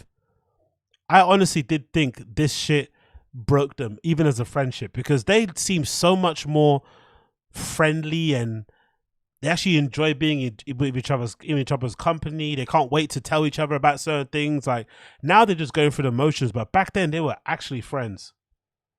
Anything better? Oh, and then they have the river walk. Oh, you want to walk, Papa? You want to ride your stupid bike? I like the river walk. Go down the river walk. Yeah. There's nothing. No, But Jay's going to take you down there and talk your ear off. Because that's what he did to me. Oh, for 2 hours he walked down the river while Jay talked my ear off. Really? You know the chatty Cathy. Yeah. He likes to walk. Well- What else do we need? Just sit in our hotel? Yeah. Yeah. But not Uncle well, Jay. you'll see, and then correct me if I'm wrong, but San Antonio, when you walk down that river, there you'll see some people that haven't missed any meals in a while. You know what? No, you don't. Really? They killed all the chubby people. Oh. Yeah. Or if they didn't, Corona did. I don't know. Well, that's terrible. That's what I heard. Okay. I haven't been there in a while. Well, I hope not. Yeah, I don't know. But it's I saw a lot of obesity when I was there. Really? I didn't see those at my show. That's your show. But also, because I like to respond to people. Big up Josh Wolf, as Josh Wolf, but big up, as Brendan would say, Josh Wolf. He held them down in a big way, so it's kind of sad to see how it kind of ended, especially when BGL. I don't know. Yeah, BGL. You know, is probably not the greatest person to believe here. Not just a character, but great. But he did say, BGL, that Brendan was behind Josh Wolf's back, like insulting him about his ticket sales and saying he doesn't sell tickets, all this sort of shit, which is kind of sad because Josh Wolf held him down after Brian got cancelled. He was filling in for Brian and, you know, putting on the show, doing the co-hosting with Brendan and shit before he figured out he wanted Malik and Chappelle and shit to help him. So Josh Wolf did a lot for him, and, you know, he kind of didn't really get anything back for it, but he seems like a good dude. Because I like to. It's just who I am. Like, I like the interaction, The fan engagement. I really like it. I like it after shows. I don't like it on social media. I like it after show. Exactly. You don't like the fan engagement on social media. I like the fan engagement eye to eye. You do. I do know. I have heard eye to eye, so I can see them, and if they make the wrong move, I can choke them to death. from a lot of people who have been to your shows and been like, his meet and greets are long because you'll talk to people. Oh yeah. Me too. Chatty Cathy. Me too, dude. Yeah. Especially I enjoy after a it, show. especially if it's good questions or a good convo. Yeah. Hate the trip, man. Yeah, shout out. Shout out to Eric. That's our boy. Yeah, that bartender talk your ear off. He'll talk your ear off. He is a bartender. Yeah, He'll bartenders talk are usually pretty chatty Cathy. You know, they always have the local. But and they talk we were outside though. He'll come down. Just this arrangement of Brendan being in the middle of these two black guys is so funny, man. He fucking hated it.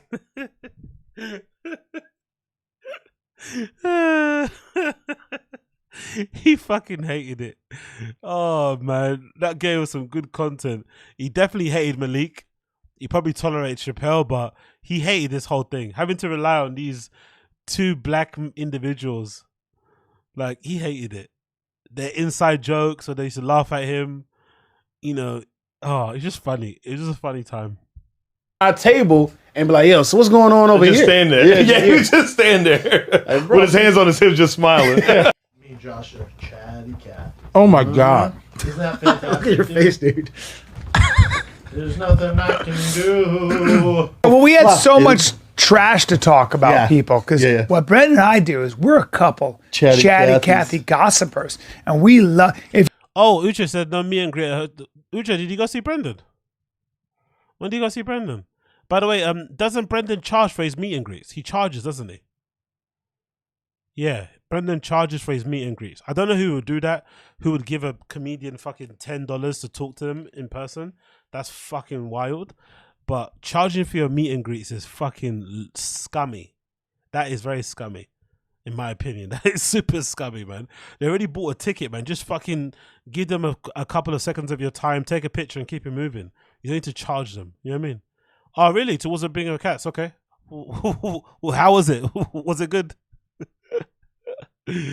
I really want to see him live, man. I have a feeling it's probably better live, but maybe I'm deluding myself. But I have a feeling Brendan's probably much better live. If you want to get me on the phone faster than anything or whatever, him, Got something to tell you. We'll just get a text. Got some dirt. Got something to tell you. I got some. But you can't handle it or something like that. Hey man, no one to call faster. Hey, so talk to me. I want to know. And it's always about someone's downfall. It's always something stupid. Yeah. It's always some stupid. I drama. heard. Yeah. Did you hear? Some fucking chatty Cathy's. Anyway, I don't give a fuck. They're chatty Cathy's, I guess. Good little clip there for the Fire and the Kid guys. I appreciate you. So let's move on to Too Late to Try, talking about Tom Segura. Personally, I'm not gonna lie. Personally, and maybe this is something that because I'm a bit too ambivalent and maybe I've just processed in my mind and the pod's over. But personally, I've got to be honest. I don't really give a fuck. Tom's been doing this little shtick of being like over it and not liking his fans and being anti-poor people for a long time. And I didn't like it when he was fat. I thought it was a bit corny. I thought it was kind of cringe. Even when he was fat and broke or fat and not as rich as he was now, I never really thought anything of it, really. It wasn't really the type of humor that I kind of warmed to. I never got it. But it's definitely a bit that Tom feels like works for him, right? He likes that kind of comedy. I don't know why, but he likes that sort of stuff. The same way he kind of likes the whole thing of like, who's that country music singer that he says is a fucking serial killer? And he gets all his fans to basically bomb the comments of this guy's IG posts and shit. It gets a bit crazy, but he likes that type of comedy. It's not really for me personally, but clearly he's a fan of it. So I guess people have been, Garth Brooks. So I guess people have been noticing that Tom is out here perpetuating this, oh, you guys are broke, you guys are poor people are losers, all this sort of shit on his fans, and people haven't been liking it too much. And Too Late to Try decided to put together a little video where he basically breaks it all down and talks about it. And people have been kind of debating about it online because I guess he had some tweets that went up that looked like he got hacked, but he clearly hadn't. He was just basically trolling for the sake of it. And people have now got a lot of questions that they're asking about what's going on. So we're going to play the video, courtesy of Too Late to Try, and then we're also going to get some of these fucking tweets up as well, if I can find them, of him saying the things that he's saying. So let's see where we can get them. Bear with me a second here. So I think the original tweets, which I've got here via the Your Mum's House subreddit, are something along these lines, if I can get them up. Bear with me a second. So I guess the tweets, this is kind of like the basis of the tweets, right? If you can see it here. Bear with me a second as I try to get it up on here. So this is the basis of the tweets. the basis of the tweets that he put up were these ones, right? On his fucking on his Twitter, that was like, all these poor people, all these poors and losers have the same response. Oh, we're inconvenienced. Well, you should accept it. That's what me and my dumb poor family have to do for generations. This is why you're poor. Another one is calling a service. Okay, cool. So I guess it all started because he got into a tiff with American Airlines because of something happened with his flight. And he started to call them out online, and obviously people started to chime in. And another one he says here, the lowest level poors get upset as they've been trained to do when you point out they're happy to do what I'm told, servant mentality. They don't value time because their time is worthless. You're specks of shit on a washcloth, and washcloths belong in the trash. Anyway, whatever, man. It is what it is. Let's see what Too Lazy to Try had to say about it, because he put out a video that I haven't watched yet. Let's see what he says here. Too Lazy to Try video. It says Tom Segura has completely lost touch with reality. Let's see what he's saying. Because personally, I don't really give a fuck, to be honest. I'm not going to lie. It doesn't really bother me too much. It's just not funny. I don't really get personally triggered by it, though. But let's see what he's saying about this issue. Maybe I'll. All right, so it's not looking too good for Tom Segura. He recently had a meltdown on Twitter, or X, I guess it is now. But I'm just going to keep calling Twitter. So Tom had a... By the way, I also hate that little disclaimer we all do. I've done it myself. Just commit. Commit to calling it X or commit to calling it Twitter. That disclaimer we all do where we try to sound like, oh, yeah, it's maybe X, maybe it's Twitter. It just sounds GAY. Let's all stop it. Let's either call it Twitter or let's call it X. Either way, no more disclaimers. A Karen moment at an airport because... Oh, shit. Is that what he actually said? Dumb cunt from American Air made me gate check my bag so she feels the little power she has in her life. I get it. You win this round, cunt. Okay, that is kind of... I don't know why, but I guess I like comedy where it's just like... I just like pure chaos and psycho shit, and this is psycho shit, so I'm gonna laugh at it. It might not be funny, don't get me wrong, but it's some psycho shit. Have his bag checked in at the gate, and then he went to Twitter and just started going off on the person who made him check it in. And some people in the comments were telling him he was being a little dramatic, so then he started going off. Hold on. I missed a tweet. So people in the comments... Your whining sounds like she made the right call. Minor inconveniences. Oh, the horror. Tom, you sound like an airline employee.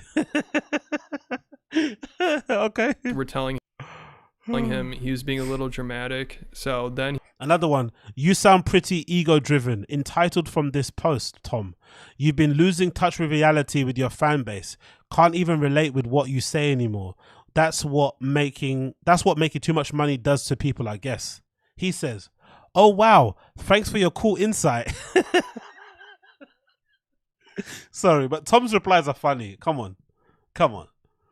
Oh, wow, thanks for your cool insight.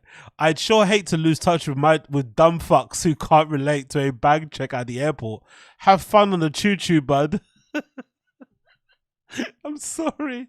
I find this funny. I know it's not good, but this is very toxic and very aggressive to your fans, but I find this funny because I can't do this. I can't be a dick. I don't have the ability to be a dick to people who are nice to me. It just isn't in my nature. But Tom can, right? These people can. He started going off on poor people.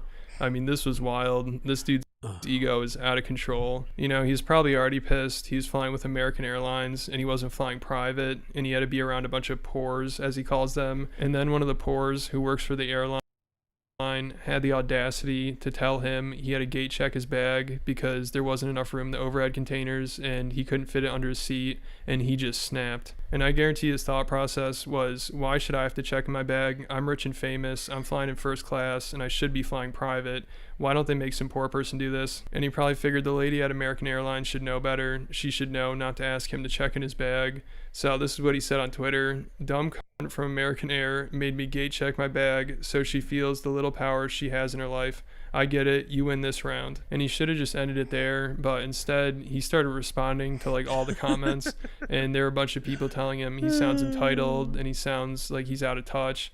And of course, these are pores to him, so that really set him off. And then he said, all the pores and losers have the same response. Oh, you were inconvenienced? Well, you should accept it. That's what me and my dumb poor family have done for generations. This is why you're poor. But it's like, dude, you did accept it. Your bag got checked in. You let that happen.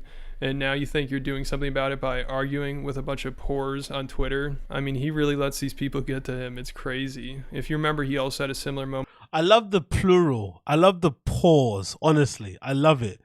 It sounds so middle-aged, right? It sounds so mid-century, like the pause. It sounds so insulting. Way more than just saying you're poor.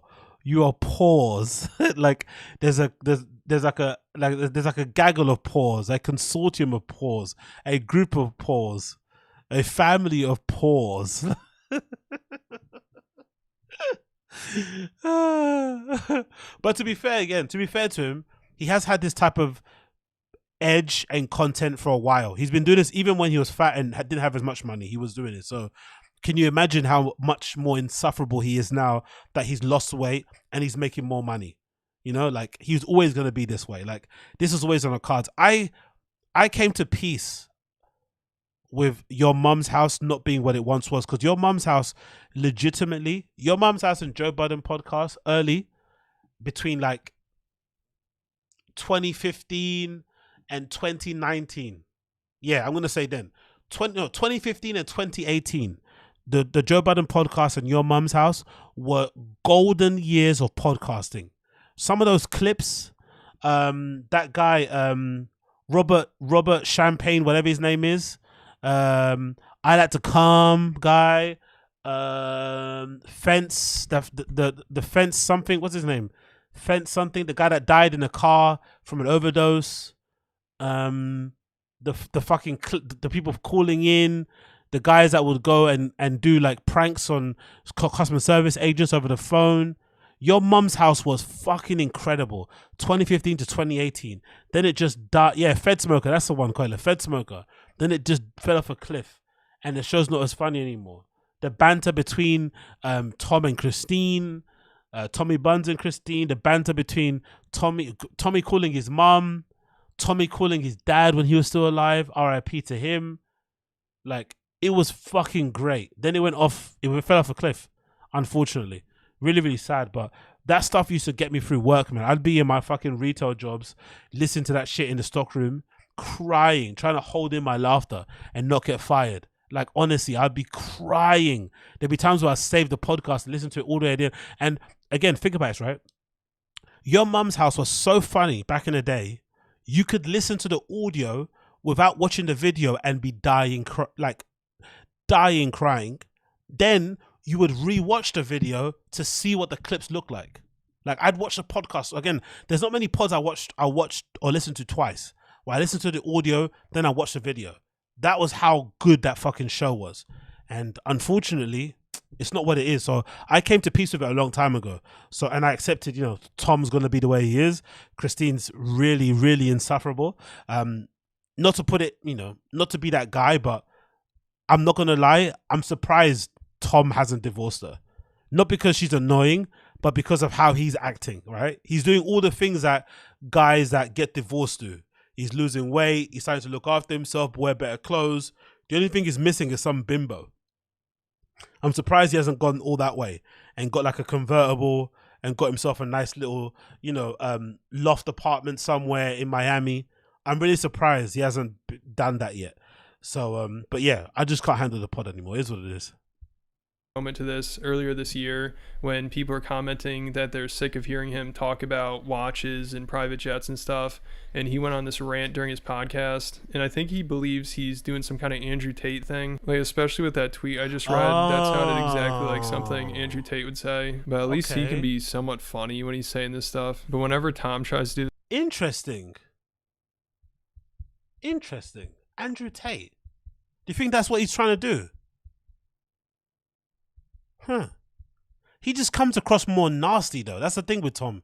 He sounds like he's being for real. Like he legitimately, like I've always said on this pod, on my stream, sorry, not this pod, on this stream that sometimes gets turned into a pod. I've said before on this stream that I honestly think most comedians don't like their fans. Most of them, which is interesting because I feel like most stand-up comedians have working class, middle class, and sometimes upper middle class fans, like regular people that work regular jobs, yet they look down on them. Like most comedians think if you work a regular job, you have a 9 to 5, they think less of you. They don't think you're anything to bother about because you haven't chased your dreams, you haven't opened your own sushi bar, you're not making your own custom knives or your own fucking whatever Joe will talk about. Like they actually look down on you. That's a weird thing. Even though your support and your views and your clicks and your, you know, buying of merch and shit is what affords them their lifestyle, but they actually don't respect you, really. It's odd. Their relationship with you is only like, give me money, watch my stuff, you know, like my tweets, give me positive kind of, you know, engagement, and that's it. They don't want to hear any constructive criticism from you. They don't want to hear any feedback. They don't want you to ask them for anything. The relationship is just one way. You know? It's really odd. This kind of thing, it's just not funny at all because I don't think he's trying to be funny. I think he's being serious and he's actually just really pissed off. And if he is trying to be funny, then it's a bad sign that this man is supposed to be a comedian. So don't put it on me. Yeah, exactly.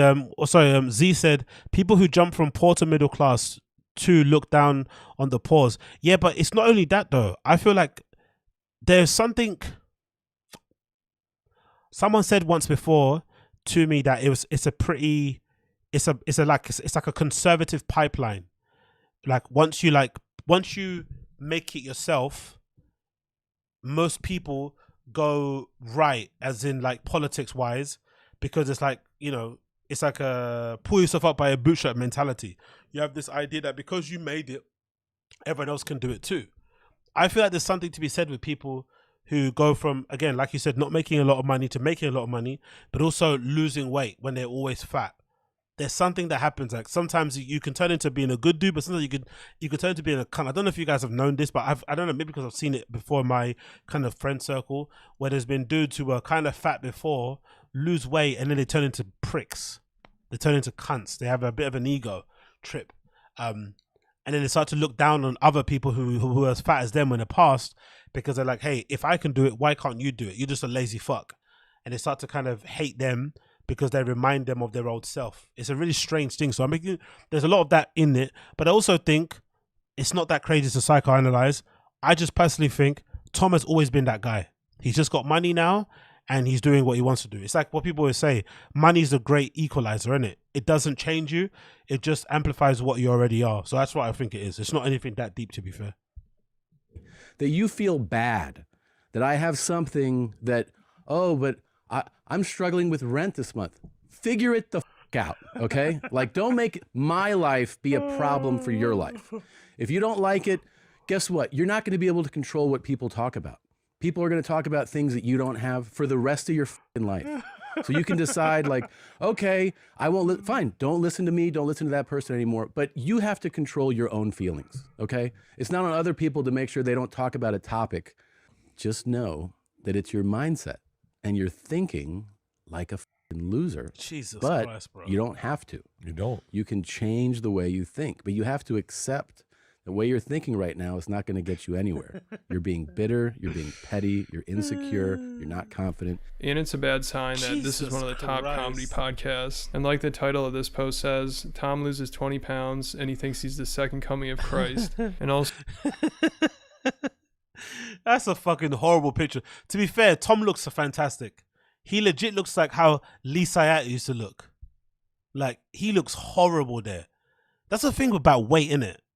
You don't realize how fat you were or how fat someone else was until they lose weight. You don't realize, which is why sometimes it's really infuriating when you're losing weight, especially if you're fat, you have people around you, which I think is a fucking insecurity. You lose weight and the people around you start telling you, oh, you're losing too much weight. You need to relax, go into the gym. How about you eat something? Have something to eat. Because you're making them feel bad because you're putting in an effort to kind of lose some weight. It's really annoying that people do that. But I do find it really interesting how you never know how fat you are until you start to lose weight. And Tom is clearly that guy because he legit looks even worse than Lee Sayat here. Lee Sayat now looks fucking incredible. Big up the Flying Jew. He looks really good, Lee Sayat. He's kind of kept a lot of the weight off. Yeah, I never knew he was that big. But he still got the head shape, you know? He still got the fucking head shape. So where would this guy's career be without Joe Rogan? I mean, he acts like, oh, I just put in all the hard work and that's how I became really successful, which I'm... Fucking hell, Rich Cook. I hope his weight loss is a symptom. Honestly, you guys are going to hell and I'm joining you. I'm driving the bus to hell. Da, da, da, da, da, da. Off to hell we go, off to hell we go, off to hell we go, for laughing at comedians, off to hell we go. I'm sure he worked hard, but obviously a massive part of it is him becoming friends with Joe Rogan, and he got extremely lucky with that. But I think these recent meltdowns from Tom have shown he's hit his peak, and it's only downhill. What's this? This person says, straight up, this is why I stopped listening to YMH. Consuming Tom's content. He's been such a stuck-up little bitch for like the last 2 years. That's ruined the funny. He literally thinks he's the Ubermensch or something because Rogan put him on, and suddenly he's all about the bootstraps life, even though his dad was a fucking hedge fund manager and Tom never had to work an actual job ever. That's funny, you know. That's the funny thing about it. You know that? Yo, big up Young Old Vibes. Wagwan, my G. The amount of comedians who've never had a full-time job for a year is crazy, if you think about it. But I guess it's the same in all arts, right? In all the forms of art and entertainment, the ones who are at the top are the ones who can afford it, right? Like, not everybody can afford to do the internship and shit and work for free. But most of them haven't had actual jobs, but yet they pontificate on, you know, the job market, the job industry, unemployment, social, like whatever, that all this stuff on podcasts where they haven't even worked a regular job. I would love one day if somebody did the same. You know what I did to like Oprah? I think I did to Bill Gates. I would love it if one day, they would never do it because it would be too bait. I would love it if one day they would ask like Joe, Tom, Bert, to like tell you what the price of a bottle of milk is or something, or like a carton of orange juice from like a shop, whatever, Walmart, whatever. I'd love if they asked one day like, how much do you think a pack of 6 eggs is? Like, dude, they don't have a fucking clue. I mean, they never go and buy their own shopping. Do you know what I mean? That's a maid, or it gets delivered to them or some shit, and someone else orders it. Like, they have no idea. They'll probably have a social. I think Bill Gates, when they asked Bill Gates what the price of a pint of milk was, what did he say? I think he said like $30 or something, didn't he? Like $20, $30 for a pint of milk. I was like, bro, you do not buy anything, innit? From here, you know, things are not heading in a good direction for him, and I feel like this is what comedians used to fear, becoming out of touch and not being relatable anymore to their audience. But Tom is clearly not worried about that, and it's like he's trying to do a speed run and become out of touch as quickly as possible. Like, God forbid he has to fly commercial and check in a bag at the gate. But so to stop him again, but the out of touch thing, I was saying before, like, there's a segment of the fan base that I think like to get, I think this stuff that he's doing, again, maybe I'm being a little bit too thingy about this, right? But I feel like the stuff that Tom does is sort of similar to like crowd work. You know what I mean? I think the fans secretly like being shitted on by Tom. They kind of like it. So I don't think it's going to change anything. He's not going to lose any fans or not sell out shows. I think his fans kind of enjoy being kind of like mocked, right? And insulted like this. I think they kind of like it. They do. I honestly do think so. It's a weird sort of group of comedy fans that actually like to get dunked on by their fucking comedians. Big up Keith Thompson. They flooded the market with their content and now people are losing interest from an oversaturated YouTube. 100 million%. Thank you for the super chat, my friend. You are 100% right. That's why I think I don't believe the term of the podcast bubble bursting. What I think is what you said is true. I think they flooded the market. They oversaturated what was available. And there's only so many. You know how they say there's only 1,000 comedians? I think there's only a finite amount of people that listen to podcasts about comedy shit. I don't think there's many. Like, think about it, you guys in this stream chat. How many of your friends or family members or work colleagues that you know listen to the same pods that you do? Not many. I would guess. There's only a small amount of us out there who are this obsessed to watch streams, to watch YouTube channels like Two Ladies to Try, to be on Reddit and Discord. There's not many of us. So I think what they did wrong, they kind of saturated us. They flooded us. They gave us too much. And there's only so many of us who can listen to stuff. And there's only so many hours in a day. Over time, it was bound to go under. That's what I think happened, personally. I don't think it was a bubble bursting. I think it's them actually getting too giddy, getting too greedy, seeing all the ad money coming in and thinking that this is going to go on forever. But there is only a finite amount of comedy podcast listeners out there. There's only a small amount of people that listen to fucking podcasts. Honestly, not many people listen to pods. Legit. Not many people actually listen to fucking podcasts. So the fact that they thought that there was enough podcast listeners out there of comedy shit that they would listen to all their shitty shows, come on, bro. Doesn't this lady know who he is? Doesn't this lady know he's friends with Joe Rogan? He deserves better than this. And in his initial tweet, he tagged American Airlines, so they pretty much had to respond. And I don't know what he really expected here. I don't know what he wanted them to say. Maybe he wanted to get that lady fired or something. But he was not happy with their response. They said, "We know you're no rookie, Tom, and you know how to pack a bag. We're sorry for the hassle today." And then Tom's response to this was wild. He said, "This is a psychological tactic that well-trained people across all business use because it's effective. They empathize with customers' emotions. Typically, people feel seen and heard and immediately calm down after this acknowledgement. I still wish awful things on that gay agent." I think they should give that gay agent a raise. I mean, this is amazing what she's accomplished here. Like, this guy is... Oh, I thought he said, "I still wish awful things on that gay agent," not gate. I was about to say, fucking hell, Tom, you're going for it, innit? I honestly thought it said gay agent, not gate. I was about to say, Tommy Buns is going fucking nuclear.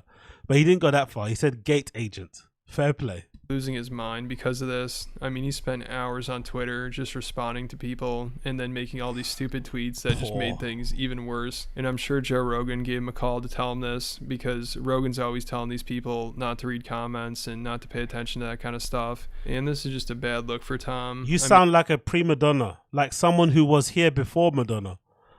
What? I don't get that. The man is imploding here. This is so bad. People had a hard time believing it's even real. People are like, yeah, exactly. NJ Rangers, this ninja. Good times, man. We have fun on these little streams. We have fucking fun. All right, is that actually his Twitter account? I can't imagine he said this, but I mean, he did. And I know some people say, "Oh, he's joking around here." I don't understand how he's joking around. I mean, he's clearly really upset about this. He tagged American Airlines. He's responding to them. He's responding to all these comments, and he's pissed off. Like, also, he put out this other tweet responding to all the people telling him to take it easy. He said, "The lowest level poors get upset, as they've been trained to do, when you point out their happy to do what I'm told servant mentality. They don't value time because their time is worthless. You are specks of shit on a washcloth, and washcloths belong in the trash." And I like how he says they don't value time because their time is worthless. Meanwhile, he's spending hours on Twitter arguing with random people, getting nowhere, just making a fool out of himself. Like, if he thinks he's above these people and he's so important, doesn't he have better things to be doing than arguing with them? I mean, it sounds like he doesn't value his time, and he gets triggered very easily by these people. I mean, a checked bag led to all this. And, you know, for what people usually have to deal with at airports when they're traveling, I'd say this is just a minor inconvenience. Jesus Christ, bro. It's a zoo at Denver Airport right now. Jesus Christ. Fucking hell. Imagine missing your flight because of this group. A gaggle of... There's not even a gaggle. This is a consortium of people. Jesus. And Tom let it ruin his day, possibly his week. I mean, this man is going through it. And it'll be interesting to see if he addresses this on his podcast at all. And if he does, I'll probably cover it. So... Of course you'll address it, but unfortunately it won't be on Two Bears, One Cave, because they filmed that fucking podcast months in advance. I think the latest episode they had out was like an episode from like August or something been recorded. It's fucking crazy how they bank episodes and just so far in advance. Like I've recorded stuff previously, so in advance, like maybe a couple of days, but not like months. Like that is just insane, bro. Like fuck me. So it takes them ages to get to actual current topics. So if you want to hear from Tom regarding this, you probably have to listen to Your Mum's House. So that should be interesting to see. But what do I think? I actually, like I said, I don't give a fuck. I'm not gonna lie. I really don't give a fuck. Tom's been doing this weird, poor, I'm better than you bit thing for a while. He used to do it with stand-up comedy, with ticket sales, with touring. It's kind of been his shtick. Sorry. So now that he's got money and he's become more successful, he's gonna double down on it and do it even more. And now that he's lost weight and he's always been kind of anti-fat anyway, he's also gonna do it. And kind of dunk on people that have been fat. It just is what it is. I think his fans like him for that kind of abrasive kind of attitude that he has, and the kind of edgelord shit posting type of personality that he kind of exudes. People love him for that. So I don't think it's going to hurt him in terms of ticket sales and fan bases and shit. And eventually he'll stop doing it and people will forget. He'll make a joke and everyone will love him again. So I don't think it's that deep of an issue, but it's just unfortunate if you're a fan of him. When I started being a fan of Your Mum's House, like 2015, 2009 to 2019, Your Mum's House was peak fucking content, was so good. That Tommy is dead and gone, unfortunately. So it is a bit of a shitter to like see him the way he is now. But I think similar to like the fans of H3, right? Ethan Klein guy. You have to just, you have to accept reality. Ethan Klein isn't the same Ethan Klein that you liked before when he was doing the videos and shit. Now that he's on the podcast and whatever, sharing some of his opinions and views, he's kind of, I wouldn't say he's changed, but you've seen a different side of him, and you have to decide now as a fan, do you like this version of Ethan or not? If you don't, jump off and find somebody else. If you do, or if you don't mind, whatever, indifferent, you have to just hunker down and be okay with going through some troubled waters being a fan of his. It just is what it is, unfortunately.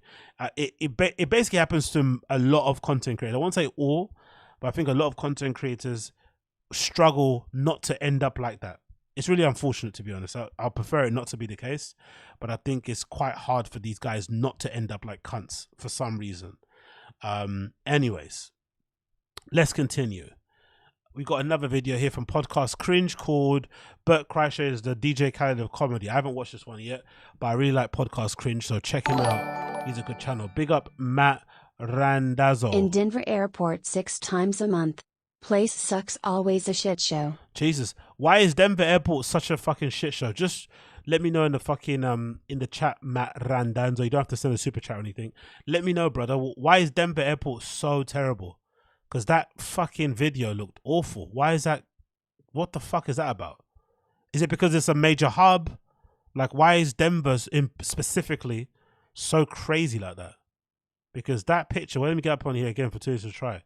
It's a main hub. Oh, it's a main. Look at that. That looks like something that you see in a fucking stadium. That's insane. And these are all gates, I'm assuming, right? Or no, I guess the trains go into maybe the gates or something. That is crazy. Look at that. That is wall to wall, side to side. It's just insane. Matt Randazzo, poor planning, weather constantly gets flights cancelled. It's a main hub. Jesus Christ. That is wild, bro. That's the kind of place, again, I don't suffer from anxiety and shit, but that's a place that would legitimately give me anxiety. That's the kind of place that would give me like heart palpitations, right? Or palpitation, whatever that term is. That'd make me get some cold sweats. I'd be shaking a little bit, right? Do you know what I mean? I'd be doing the Memphis juke if that happens over there. Do you know what I mean? If I'm in that kind of situation. It's not happening. It's not happening for me. Anyway, move on from that one. Podcast Cringe, Bert Kreischer. Let's see what I'm going on my guy, Podcast Cringe. Big up the Podcast Cringe gang.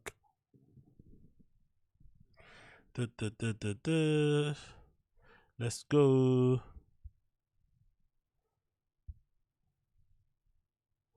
Come on, bro. Can you load for me? Yeah, there you go. You can load for me. You can load for me. You can be the one for me. Don't be stupid now. Can you load for me? Yes, man, load for me. I would love to have been able to deliver what hip hop delivers spiritually to a person. I think you do. I don't think I do. I think you do. I think you do. I'm not saying all comedians, but Bert, you touch people in a different way. My name's. Don't he pay you? Honestly, I want to get to a point in my content career where I can pay somebody to be my co-host, sit across from me, and just suck me off, validate everything I'm saying. Yeah, man. Oh my God, you're so smart. What? No way. I go, oh my God, AZ, yeah, man. Whoa, shit, no way, bro. The way your brain thinks, I would love that, man. That'd be so good. It'd make you feel so awesome, right? Someone just there, just making you feel like, you know, you're walking on water. Like, I'd love that, bro. Oh my God, AZ, man. I never thought about that, dude. Whoa. It's Bert, and I like to squirt. Yeah, I don't wear a exactly. shirt. Oh man, these videos just edit themselves now. Welcome back. Hope you're doing well. Shout out to anyone here for the first time because you're in for a treat today.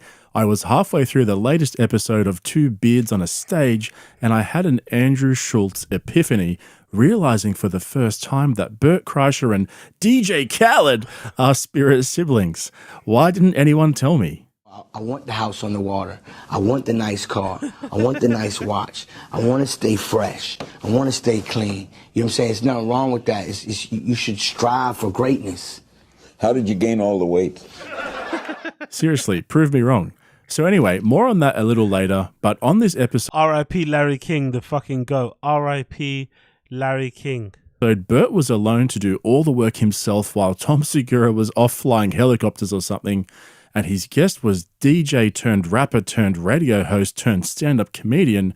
Basically, he brendanschaubed his way into comedy, and it didn't take long for him to question his decisions. I'm not going to lie, that might be one of the worst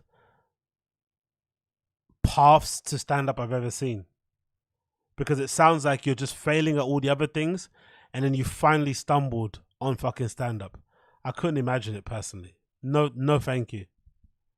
I asked to be here. Yeah. So like I said, Cypher Sounds made the transition to stand-up around 15 years ago, and this is how it went down.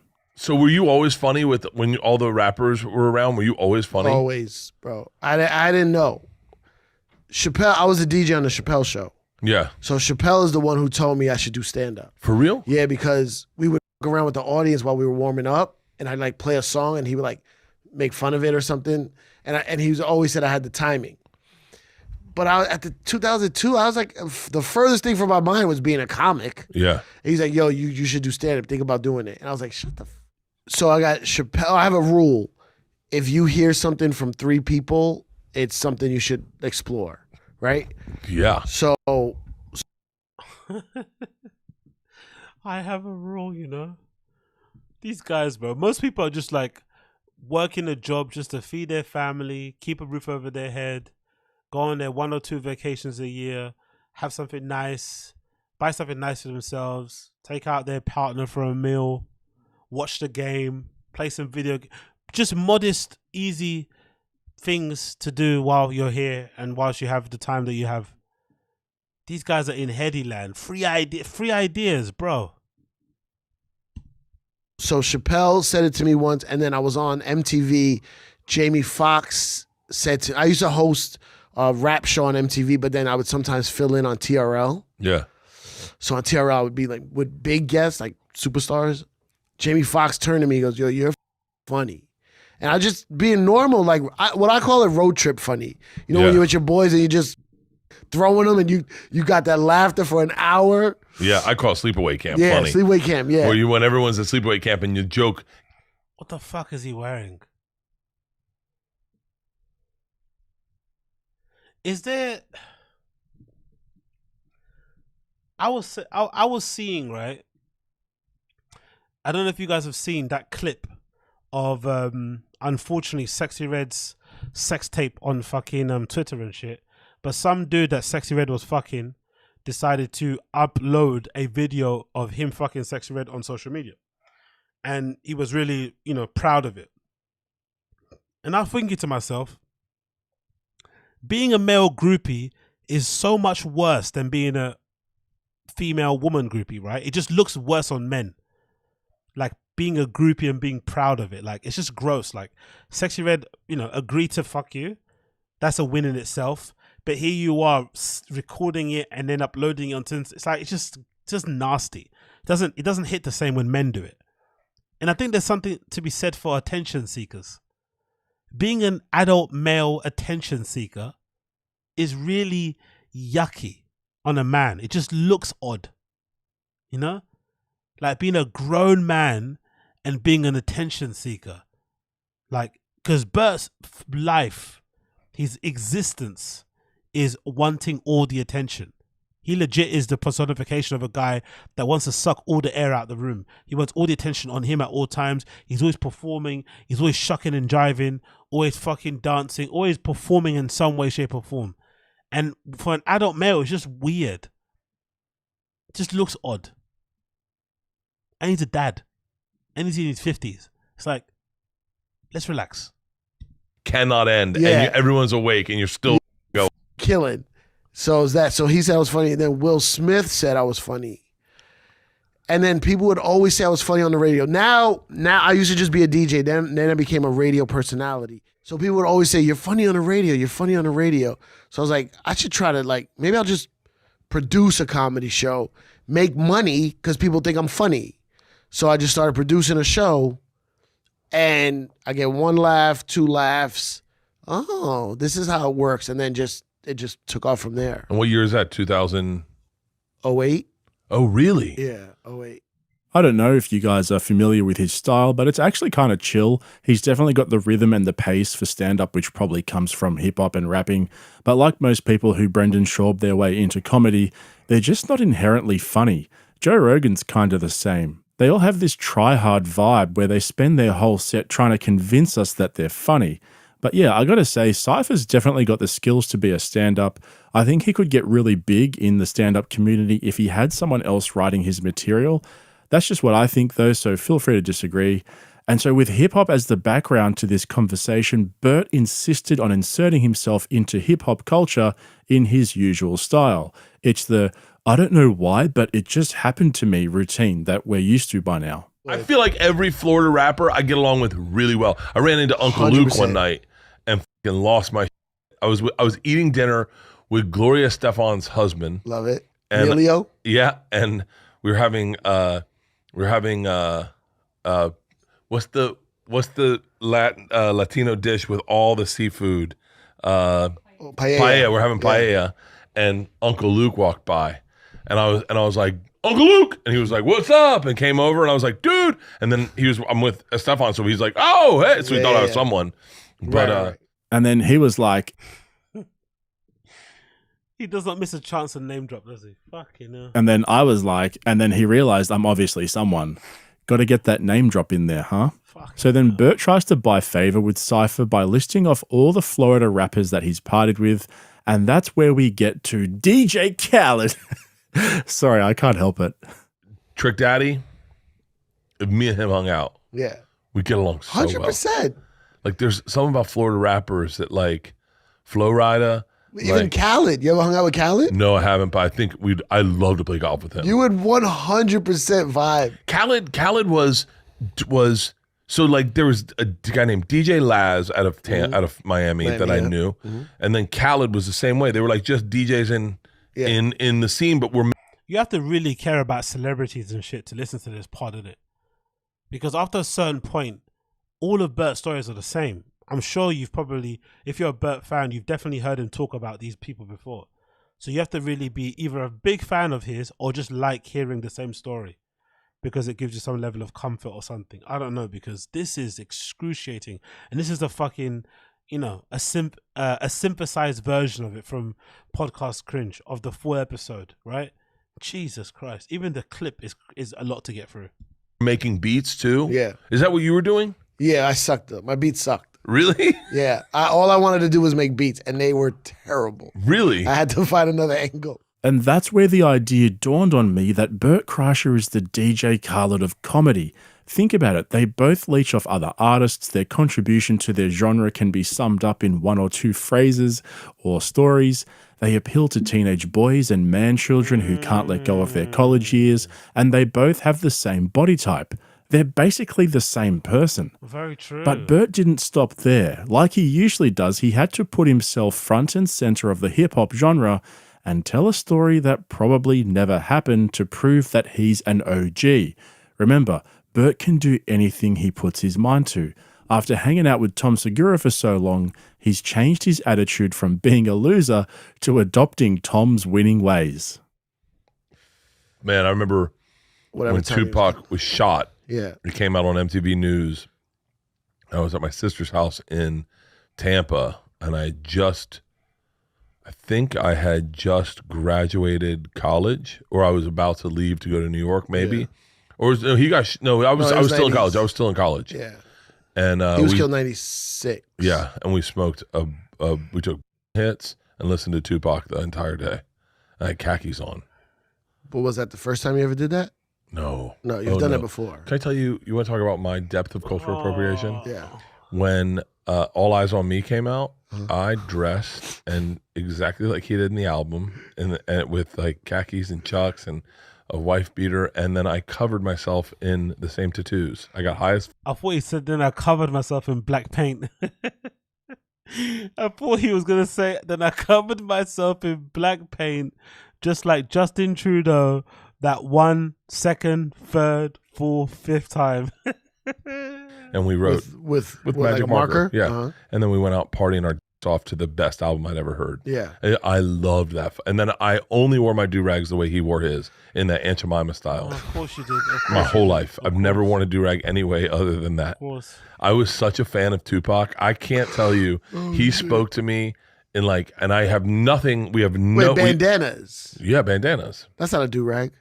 Bandana and do-rag are the same thing. No, yeah, Bert. Yeah, for white people, not for okay. you guys. Like we don't use them to do our hair. You don't get a do-rag and get your wave spinning? No. Okay. So Cypher was clearly like, bro, what are you talking about? And then just went with it when he realized Bert was leaning into it.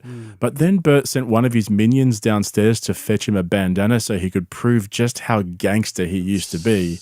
And just a word of warning, don't drink anything for the next 30 seconds because you'll probably spit it out. What's happening? It's putting on my do-rag. This is how I used to do it. You cover the whole head? Yeah. Pac did that? This is what Pac did. Wait, hold on. And then you got to tuck it in here. Right. Oh, it tucked down. Yeah. Yeah. It's nice. Yeah. Do I look good? It's really good. It's a good look. Yeah. I'll keep it like this. And then if I was real gangster. Right. Yeah.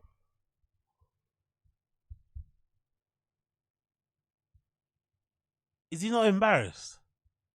He actually looks a bit proud of himself. Look, black guy. Look, brown guy. Look, brown guy. Look at me. I'm just like you guys and the blacks. Hippity hoppity hoppity, niggity noggity naggity. Huh? Get it?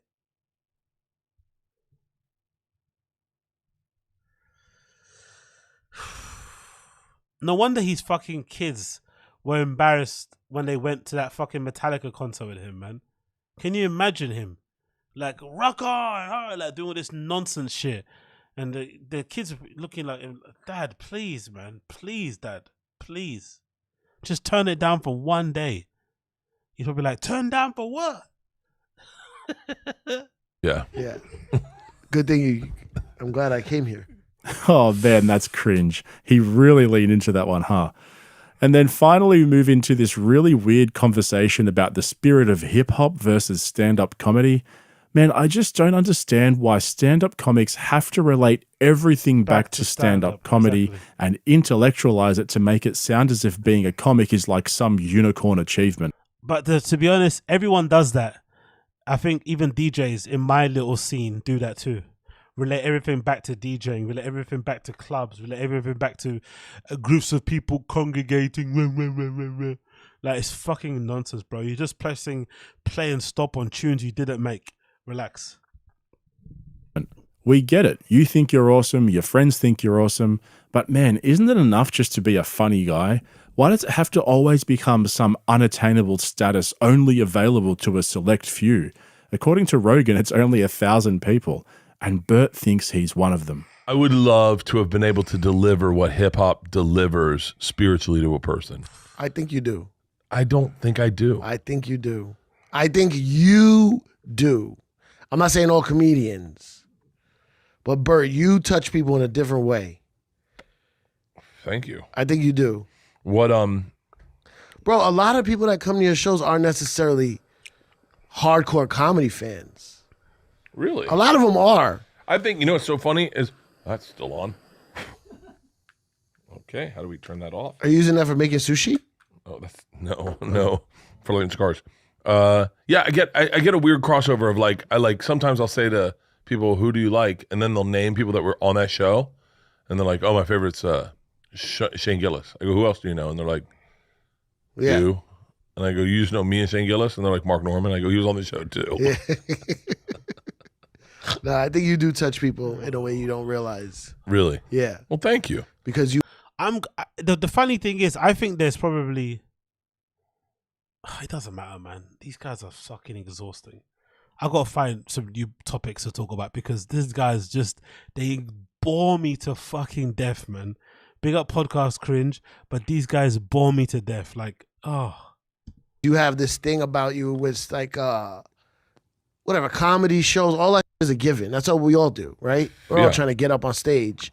But you tapped into something that's I don't think ever been touched before. Oh, I'll take that. Maybe like I don't know.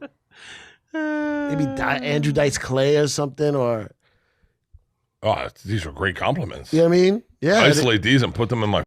Well, you my probably funeral. don't realize it because you're living every day. You don't look at yourself. I do not. I'm not very introspective. Yeah, because we know. Don't worry. I live a very unexamined life at times. Yeah. Okay, wow. Hang on a second. Bert Kreischer lives one of the most examined lives on the internet. He makes everything he's involved in about himself. His podcasts have all That's a very good point, to be fair. turned into therapy session where he airs every little detail about his life so they can analyze it and discuss it live on air.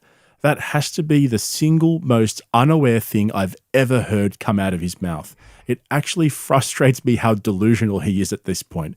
I told you guys at the beginning, I don't have to dig that deep to find all this stuff. It just jumps out at you if you listen to every episode. And all that spiritual stuff about hip-hop and stand-up comedy, I know Cypher was just trying to be nice and gas him up, but there is absolutely no comparison between good music and stand-up comedy. Exactly. Like, not even close. Exactly. Music like Sex, Money, and Power is one of the only universal languages in existence. To say that Bert Kreischer, of all people, provides a spiritual connection to his audience in the same way as Tupac or Nas is borderline blasphemous. Mm-hmm. Look, at the end of the day, they're just talking smack, and I think it's pretty funny, to be honest. But man, what are these guys talking about? It's a really good analysis, to be fair. I never saw the correlation between DJ Khaled and Bert Kreischer until now, but this definitely makes a lot of sense. How they act, how they speak about each other. But I still think Bert is more insufferable than DJ Khaled, honestly. I wouldn't actually mind hanging out with DJ Khaled. Going out with him one day in Miami, you could playing golf with him or something, going to eat at a restaurant. Like, he'd be actually good vibes. You know what I mean? He'd probably be quite fun to talk to in person and hang out with. But Bert is just what you see with Bert on pods, what you'd see with him in person. It must be exhausting to be with Bert in real life. I could never imagine it. But I'd definitely take DJ Khaled over Bert anytime, any day of the week, mate. Any day of the week. But hey, maybe I'm waffling. Maybe I am waffling. So, I also wanted to check out this and say this. So, this person posted this clip, right, of Bert performing at the Red Rocks recently. What is the Red Rocks? Because I don't know what that is. What is the fucking Red Rocks? Red Rocks venue. What is that? Venue capacity, because I don't even know how big this fucking place is. Holy shit. So Bert recently performed at this place called the Red Rocks venue. Its capacity is 9,554. It is in Colorado. It's an amphitheater. Wow. It looks amazing, bro. Yeah, Keith's saying here it's my amphitheater. Whoa, dude. Look how amazing this place looks. It's like carved into the fucking mountain. Wow. You have to do more than fucking comedy here. This deserves a band, a choir. Like, you can't just be here listening to comedy. This is more. Fucking hell. That looks incredible, bro. That looks so good. Imagine tripping your balls off watching your favorite band play here. Beautiful. Wow. Okay, that's very impressive. So it looks like it's literally carved into the side of a mountain, an amphitheater, loads of seats everywhere. You can stand up right at the back also. You can see the fucking skyline as you're enjoying whoever's playing. As the sun sets, they got all these lighting next to the fucking mountains and walls where you can kind of see yourself and shit.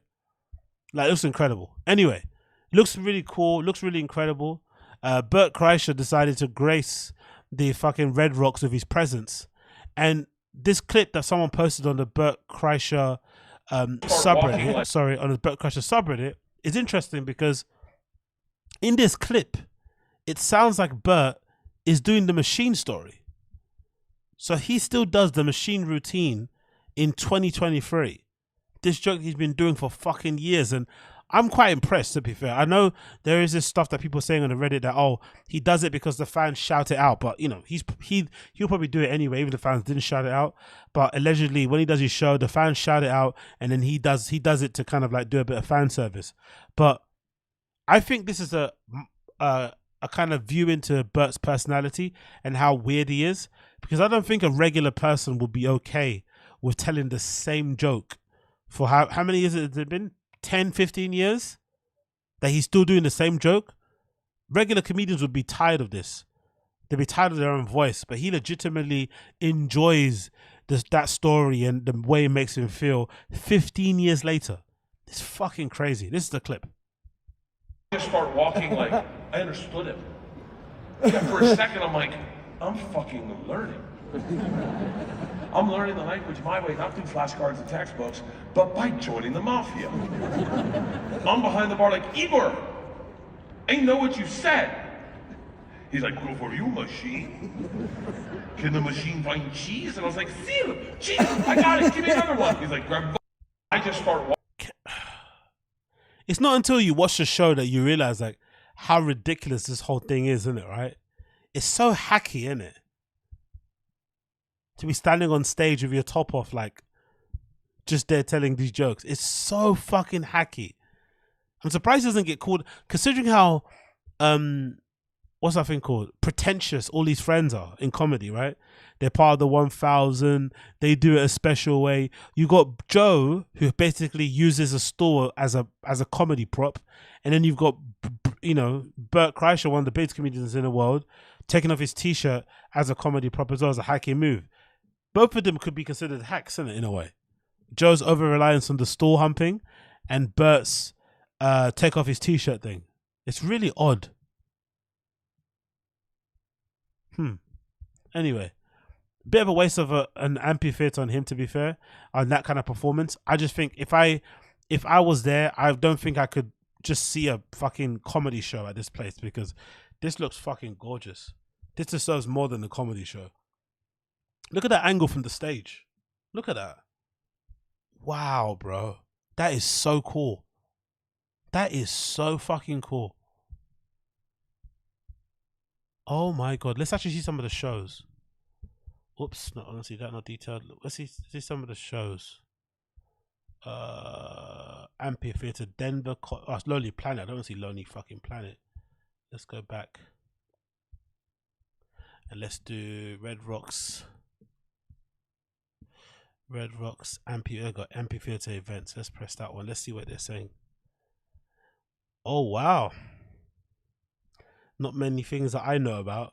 Oh, Thundercat is playing there. Oh, ho, ho, ho. Thundercat performing live at the fucking Red Rocks. Now, that's something to spend your money on. Forget seeing Bert Kreischer. Go see Thundercat play there with his band and shit. Oh, that would be so good. That's a fucking show. Hoyser, G. Jones, I don't know who that is. Ryan Adams, yes. Who else is playing there? Who's Griffin? I don't know who Griffin is. Phil Wickman, Liquid Stranger, I don't know who that is.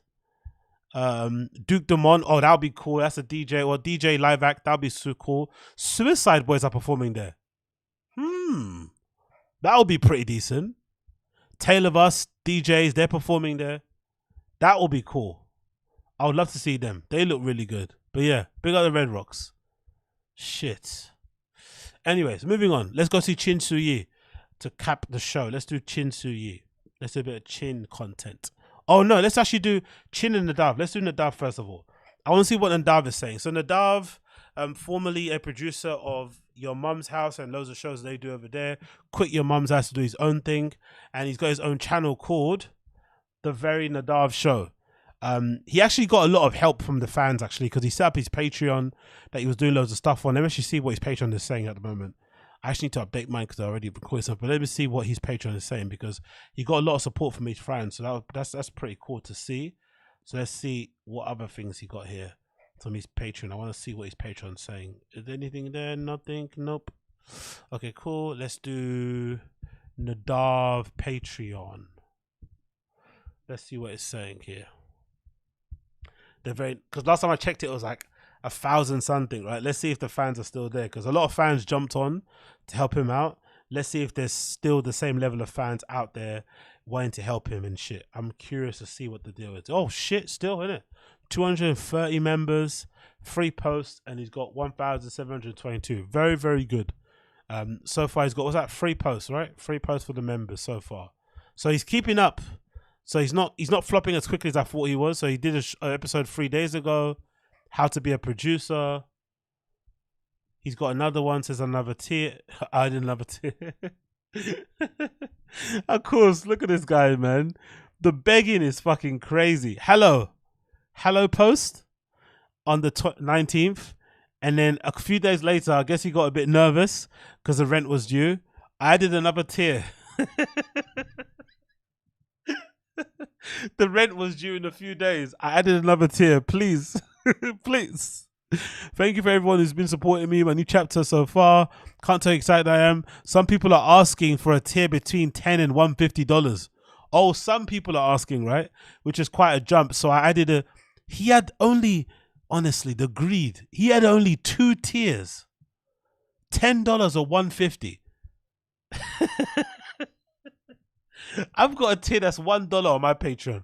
$1, right? Because my uploads are sporadic, and you know it's fucking Patreon. Who gives a fuck, really? You just need to fucking put content on there in the first place.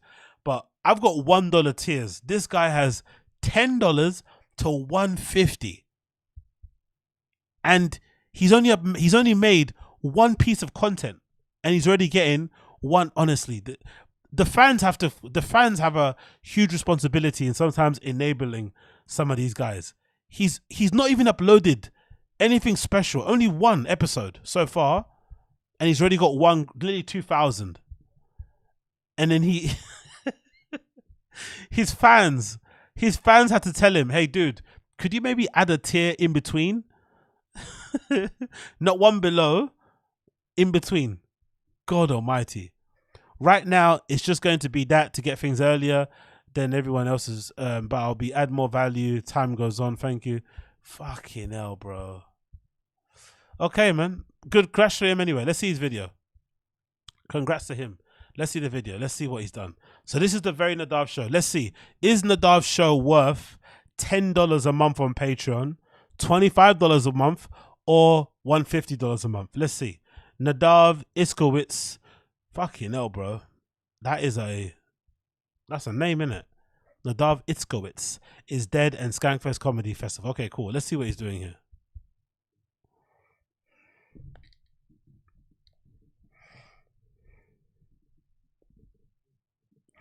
Nadav is a funny guy, man. The fans told me. So, it's the first episode. I'm really going to be covering 2 main topics in this video. Topic number 1, Nadav Itzkowitz is dead, as reported by a whole bunch of AI and foreign YouTube channels. And 2, Skankfest in Las Vegas. Okay. Which was... Okay. I've noticed in some of my clips, I have a tendency to sometimes... And again, I'm genuine, I feel like, when I'm laughing at myself or laughing at the things that I'm saying. But I'm noticing it now with him. Do I need to tone it down with my laughing to myself when I'm joking around and shit? Because I think I must look like this also. Because this is unnerving. Why is he laughing like that? And he's rehearsed this too. He's rehearsed this and he's acting as if he's saying this for the first time. This is kind of unhinged. Reported by a whole bunch of AI and foreign YouTube channels. And why is he laughing like that at something that he rehearsed? I think I'm the same, man. I don't know. I got to look myself in the mirror, bro. I'll be like, are you the man in the mirror? Because I think I do this too. To Skankfest in Las Vegas, which was wild. Welcome to the first episode of Catching You Up with Nadav, a podcast about podcasts, a show about shows, content about content. And before we get into it, I would like to say that this first episode of Catching You Up is executive produced by Cap Studios. This nigga has producers for this, yeah.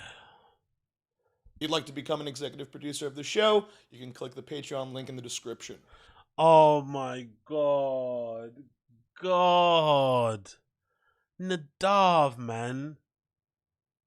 Is this, again, people that watch, I watch a lot of content. I watch a lot of content creators. Sometimes I miss stuff. Is this normal, this level of begging? Is this what I should be doing? Everything's like a little sly promo.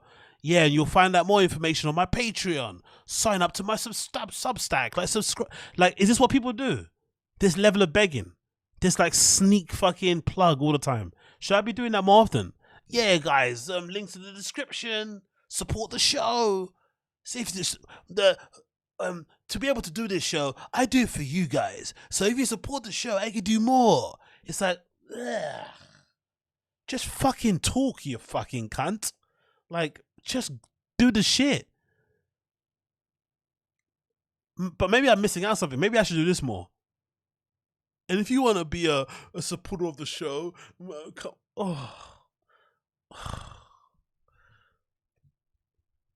Random Show. Welcome back to The Random Show. My name's Agostino.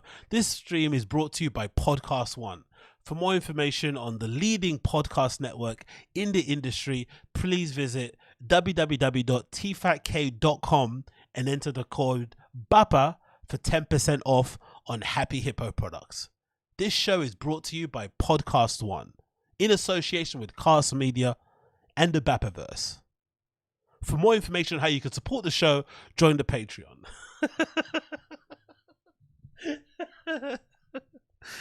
For more information to be an executive producer, sign up to the Patreon. Oh, I get it.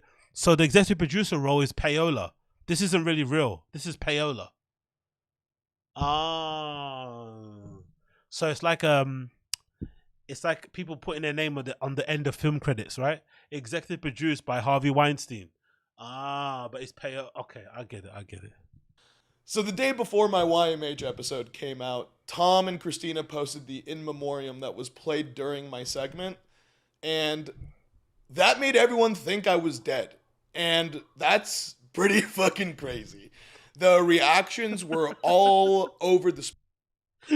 Why does he laugh like that? Dude, man. Dude, Nadav, chill, brother, chill. We're gonna give you money. We're gonna support your Patreon. I know the mortgage is due. He's probably got a wife and kids and stuff. I understand the nervousness. When you go out on your own for the first time, having had a job for 7 years, it can be difficult, but you have to kind of relax. The nervousness and the anxiety is coming through the screen, but just chill. We're going to support your Patreon, I promise. Spectrum, and by that I mean mostly autistic. But it's... it wasn't... No. Some people got it was a bit, but I'll tell you who didn't. AI and foreign YouTube channels. And I'm not gonna lie, it was some of the funniest fucking shit I have ever seen. It's interesting. So AI really is taking over because I don't... The headphones. Funniest fucking shit I have ever seen. It's interesting. There's something wrong with this guy, man. Like, there's something really wrong with this man. But I think it's normal for a producer, isn't it, right? All producers have a little bit of a, you know? All podcast, you have to be a little bit, because he has, imagine the amount of content he listens to by force. He has to edit and shit, set up camera stuff, listen to their inside baseball talk. They can play, like,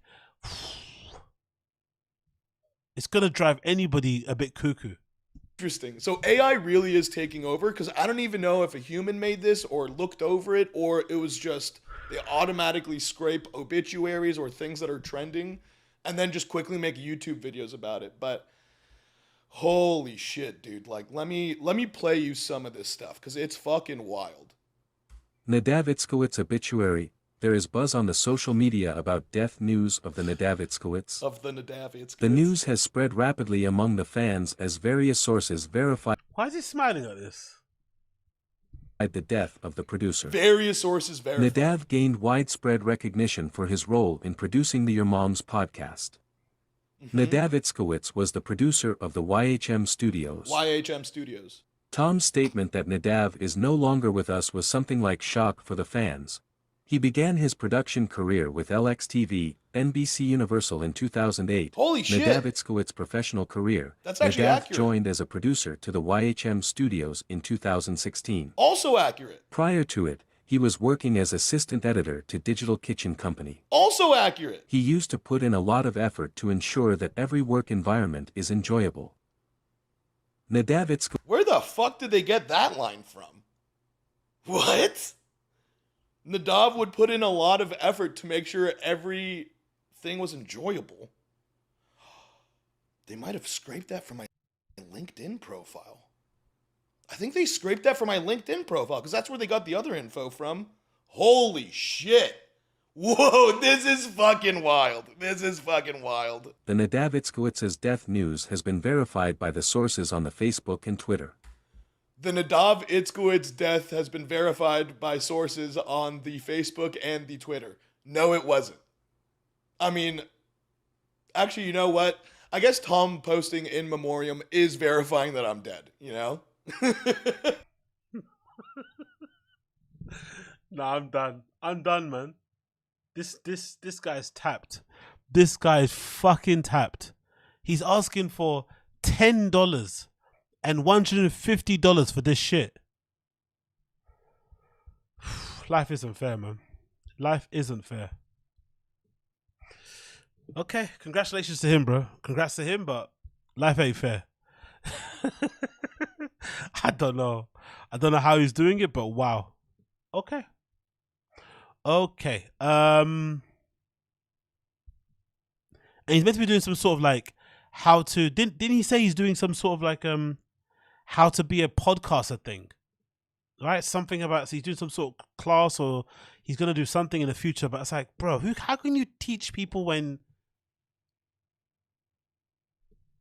Anyway, what do I know? So let's see what Chin's saying.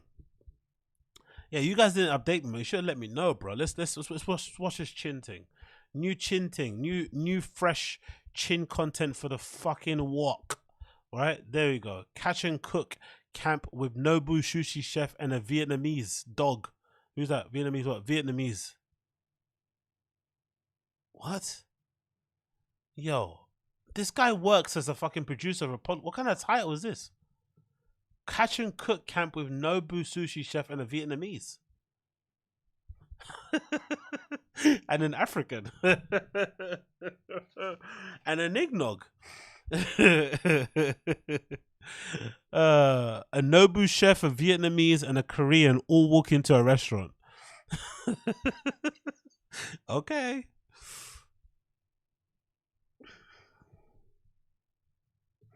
Jesus Christ, Nadav. That was brutal, bro. God bless you. God bless you. Let's see what Chin is saying. We have 3 sites here. 302, 303. And now I'm not going to walk all the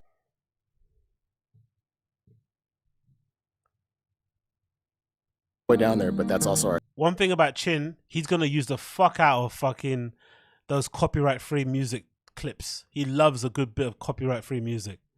Site 3 or 4 for 3 people. Oh my goodness.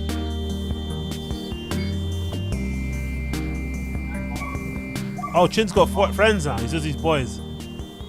I think he saw the complaints, all the laughing and the trolling. He now comes out of his boys. This is better. It should be good. This should be a much better vlog now. He's actually got friends. Let's see what he's doing.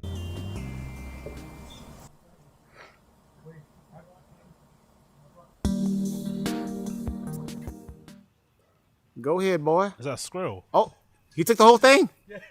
So basically, when I spray mosquito spray on myself, it messes up my t-shirt. This is a brand new t-shirt. And, hold on. That's what you get for wearing Thick Boy merch, mate. That's what Son you of get for a- wearing Thick Boy merch. So I'm currently editing this Kachuma Lake vlog, and then you hear me say son of a biatch because I messed up once again. This freaking camera, or this, not the camera, the microphone on this camera.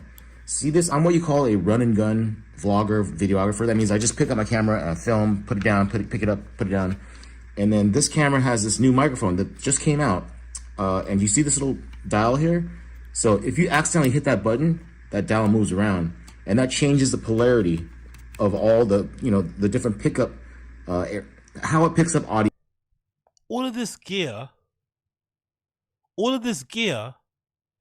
and his vlogs look like he filmed them on a fucking iPhone, and they sound like shit. I would never know he had a camera with a mic that's got different polarity points and picks up sound from the... You would never know watching his vlogs. They just look like a vlog that someone does on their phone and a vlog they edit on iMovie. It doesn't look like anything special. Wow. Audio. So you can see right here, it's pointed at the front. So it'll only pick up audio that's coming out of the front of the camera. If you do this, if you do that, it picks up all directions. And all these different, like, different settings. Great and content, dude. when I pick up my camera and start filming, sometimes I'll just, you know, I'll hit it against a chair or something, and it'll hit it move against the around. chair, yeah? So I have to be way more mindful of making sure this is locked in. You press Yeah, that button, it's Mommy locked said in, I but have to be still, mindful. if I move it around, it might, you know, release and then pick up a different polarity. said I gotta be mindful. So that's why sometimes the audio sounds weird. I have a fix Yeah, for this true. though, and I'll show you next time. But let's continue editing this video. Oh, Jesus. Great. Dude, my microphone was all off. Son of a biatch. So my mic was messed up once again. I just saw it. But anyhow, if you see my t-shirt, it looks all messed up. It's because I put mosquito spray on That's what myself. you get for wearing And, Thick Boy, I have to man. do that because I get attacked by mosquitoes like crazy. But here in Lake Kachuma, I rarely get attacked, but I still have to spray myself. Anywho, we are now cooking with Bobby. What did you do with the marinade, huh? I just marinated it. That's it, huh? Yeah, I started That's it a last noble night. shit. That's a Put it in noble the freezer, and then I thawed it on the way here. All right. So it is gonna be. Oh. And there's a kim. So that's the guy that owns a knife company. What's it called? Kerry Knives. Okay, so this guy is the guy that owns a knife company and is also a Nobu chef. So this is a spot. This is basically payola, right? His sponsors are now on his fucking vlogs. Cool, great. It is gonna be delicious. Yes, sir. And there's a kimbap that I brought from Greenland Market in Canoga Park / somewhere in Woodland Hills. Random Vietnamese guy. Okay, cool. We like that. Wine? No wine. This is Bobby's pork belly. Let's give it a shot. like that? I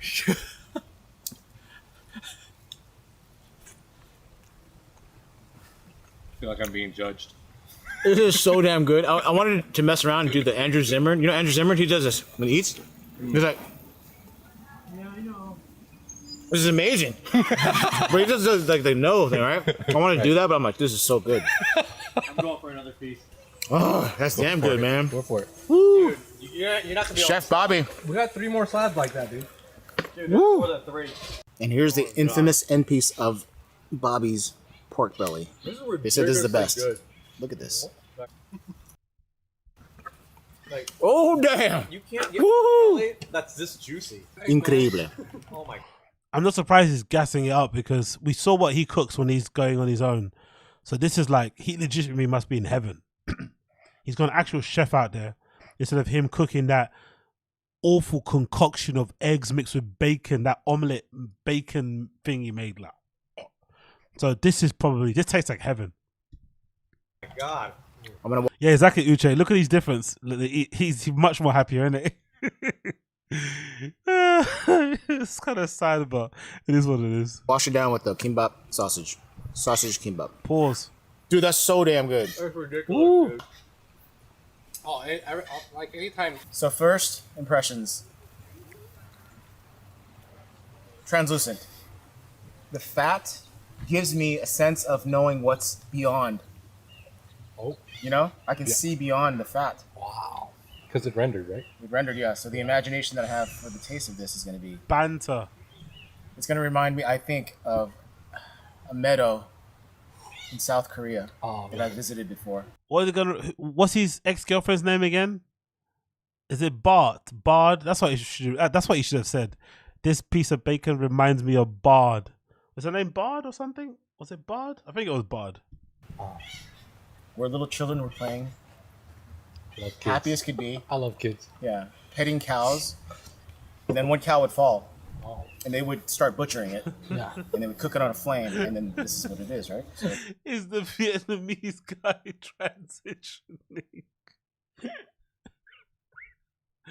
transitioning? Super Jello's going to hell, man. Honestly, we're all going to hell together, but Super Jello's going first, definitely first. And just as I said that, he left the screen. It's like he heard us. The Vietnamese guy heard us. let's give it a shot. Except this one's a pig. They're attacking me. It was a good point. It was a really big pig that I thought was a cow. Oh, yeah, it was a big one. First thing I noticed are the notes. The notes. Yeah. A little bit of amber. What does that mean? Wood. A little bit of amber pine. color? It's Do you think they took like LSD or something? Why are they laughing at this shit? Do you think they took like mushrooms or something? Like what? Why are they so giggly? The sap. A little bit of sap, yeah. A touch of maple. Forest floor. And just the finest distilled oil you could find on this planet. This is incredible. Chef, thank you. Thank you. Thank you. Amazing, chef. Amazing. Kill the last one, Bobby. It's all you. All right. Chef's choice. Dude, that's ridiculously good. Yeah. So I'm sure if you've watched me talk on this channel before, you know I love Zevia. Did Sarah buy this or you? Sarah bought it, dude. Okay. She So Sarah and Bobby got us all some grape soda from this Korean brand called what? Kloop? I don't know. Yeah. Zero. Kloop. I don't know. Kloop. So let's see if this is actually the real deal. Because I know my grape soda. That's what I love the most. And he said they're resealable. Cans that are resealable. I'll let you figure this out too. First time seeing this. I think I do this. Or do I do this? Oh, did I get it right? Yeah. I did. Oh snap! Slide it forward. Slide this forward? Yeah. Let's see how it tastes. Amazing. This is really good. And you said is this 0 calorie or 0 sugar? Zero. Don't lie to me. Zero soda.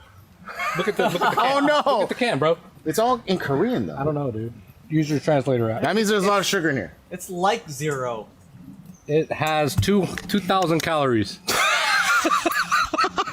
You jerk. K calories. So they're Korean calories. Okay, so I'm not gonna drink anymore. But thank you for the taste. 2,000 Korean calories. K calories is. Don't worry about that.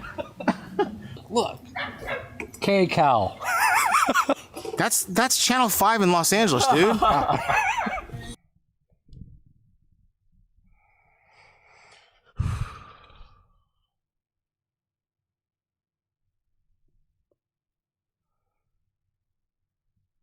This is Friends.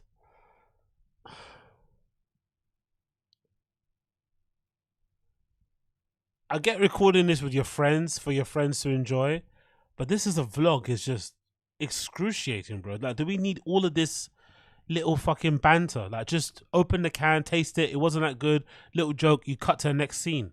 Why is this all this fucking? What is this like? Ugh. I wanna die. Finally, we head up to a lake. Hopefully, get some fish. Especially since Bobby is a pro sushi chef. What does being a sushi chef have to do with catching fish?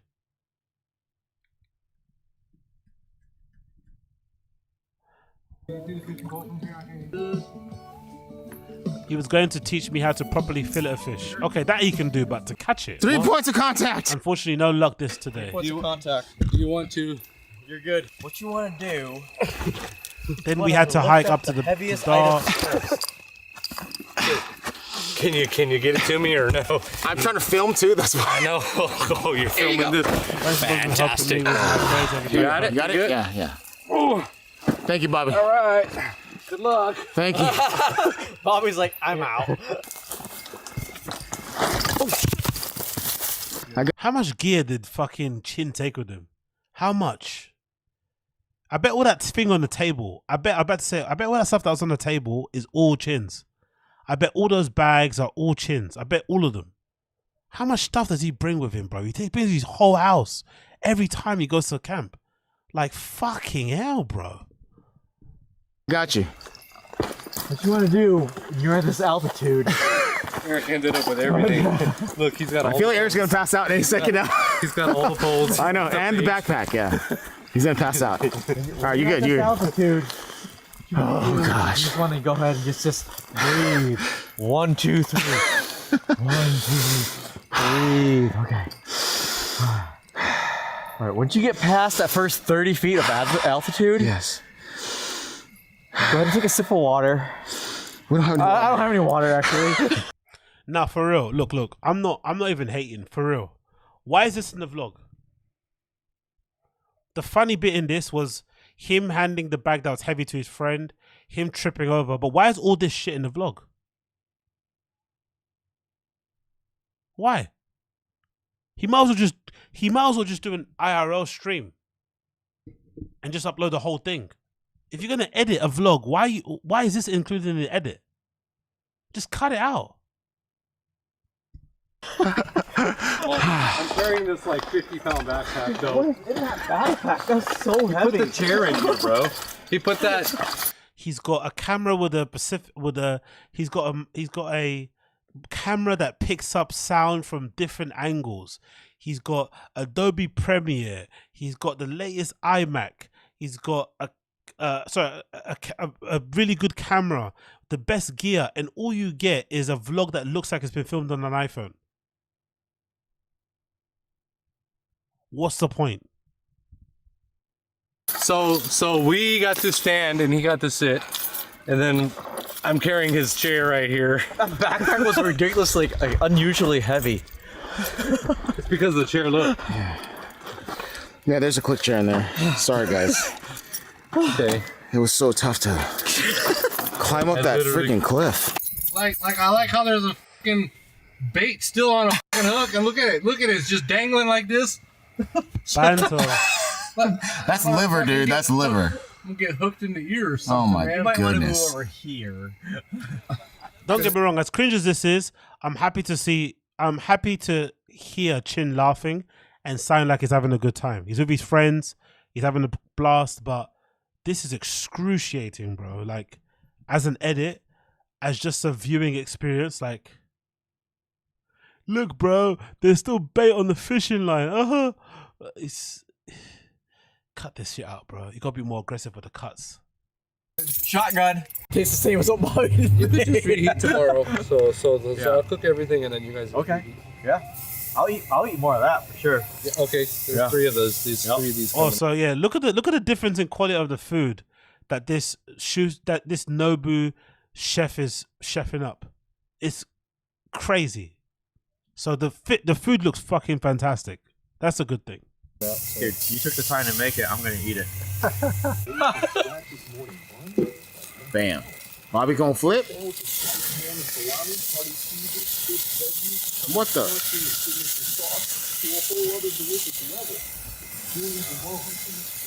The most amazing pork belly ever. He's dialed in, isn't it? He is dialed into that pork belly, bro. He is dialed in. Asian people like pork belly, like black people like fucking jerk chicken or curry goat, innit? He is dialed in, bro. Look at that. He is eyeing that shit up. He wants to do all manner of bad dangs to that fucking pork belly. Sorry. Shut up. Shut up. You shut up. You shut No, up. you shut up. You Oh, look, they're both using their phones. They're both filming each other. Get it? Because... Get it? No, you shut up. Shut up. You shut up. Shut up. No, shut up. Oh, wait. Comedy. Shut up. Just cooking the pork belly.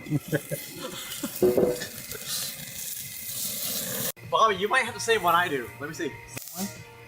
Okay. Oh, yeah, that's super similar. Like, They both had stun guns Right, waiting to yours see is if they way were bigger. effective. All right, guys. Do it and then shock me. no, you're gonna die, dude. I'm not gonna do No, that. you're dude. gonna die. No, Hold you're on, gonna I gotta check die. this pork No, belly don't- here. Did you just hear that? Yes, I heard it. Why would you ever like want to get shocked by that? I want to see if it actually works, though. Oh, it's out of batteries. No, actually. on camera. Camera, no way. Mine's no. actually out of batteries. I don't know, dude. Just my shoulder. You know? Yeah. Hold on, let me just focus on. Real quick. Ready? Yeah. Hang on. Tell me. Yeah, tell me. Hang on. Wait. So do you want me to? No, wait. Then hit it, or do you want me to hit it and then Go and hit. Yeah. No, you do not Touch- want touch- that. So I'm Touch gonna it, just. yeah. I'm gonna No, just, you do not want go. that. Trust Go. me. Tell me Go. when. Yeah, now. No, you don't, dude. That was Yeah. it. No. No. Oh my. Nah. I told you. It doesn't fucking work. Oh, Chin the badass. He's got probably a lower resting heart rate than fucking Brendan. Chin the badass. It doesn't work on me, man. I'm tough as nails, bro. Badass. Oh, dude. Dude, I can see your muscles tensing. Yeah, but it doesn't like. It doesn't stop fuck with you. You didn't touch him with it. I totally did. Eric, dude. go ahead. I totally did. No, I you totally didn't. did. Eric, go. Wait. You tell me when. Okay, go. Go. No, you shot it before. No. He's doing it You can twice. hear it. You can hear Put it on his skin and then shoot it. Put it on his skin and Yeah. shoot it.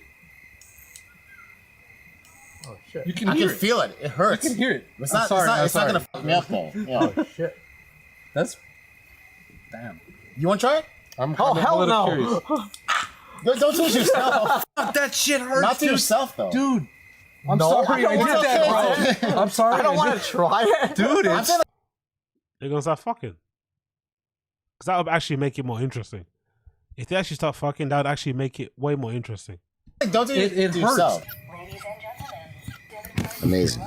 There you go. Chonga kimchi. We'll see. Let me try one right now. You should totally try that. Of course it's good. Choose. I think it's We had KBBQ spare ribs, spicy pork, but smoked pork belly, and You take the smoke. salmons. The food looks good though. Eric, be honest.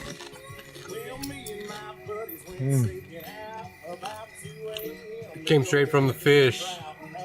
Like I dehydrated it, I smoked it. Yeah, you know, I crisped it up like a chip, like a salmon chip. super flavorful, super crispy, super tender at the same time. Cheers. Oh my god, that's so good. Okay, I'm gonna have to leave it there. It's 3 hours in. I can't do any more. I'm fucking. My head is bleeding. My head is bleeding. I've got to stop there. I can't do any more than that, man. I'll do the next half next stream. I can't do this. I can't do this anymore. I can't.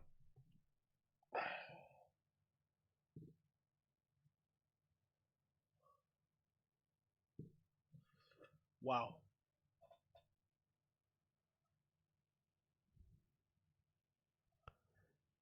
It like makes me sad, you know?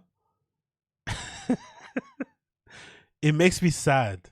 That's the thing. It bums me out. Like, this guy's like in his 40s and shit, and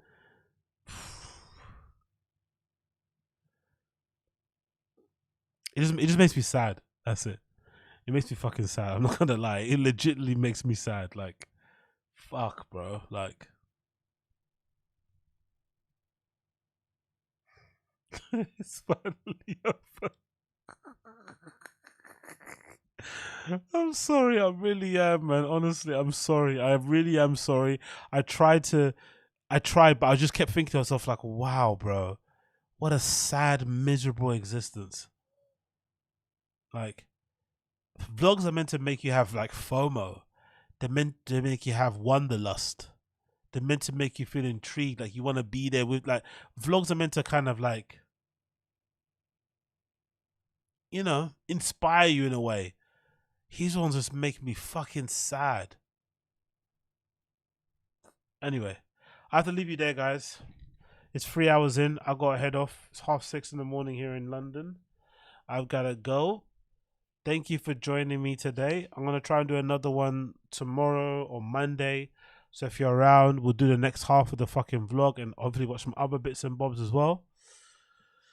But that was brutal. For those of you who have been watching, please, if you haven't before, make sure you like the stream. That'd be greatly appreciated. If you've enjoyed the show so far, make sure you like the show. If you want to join the Discord, you can also. There's a Discord link in the description down below.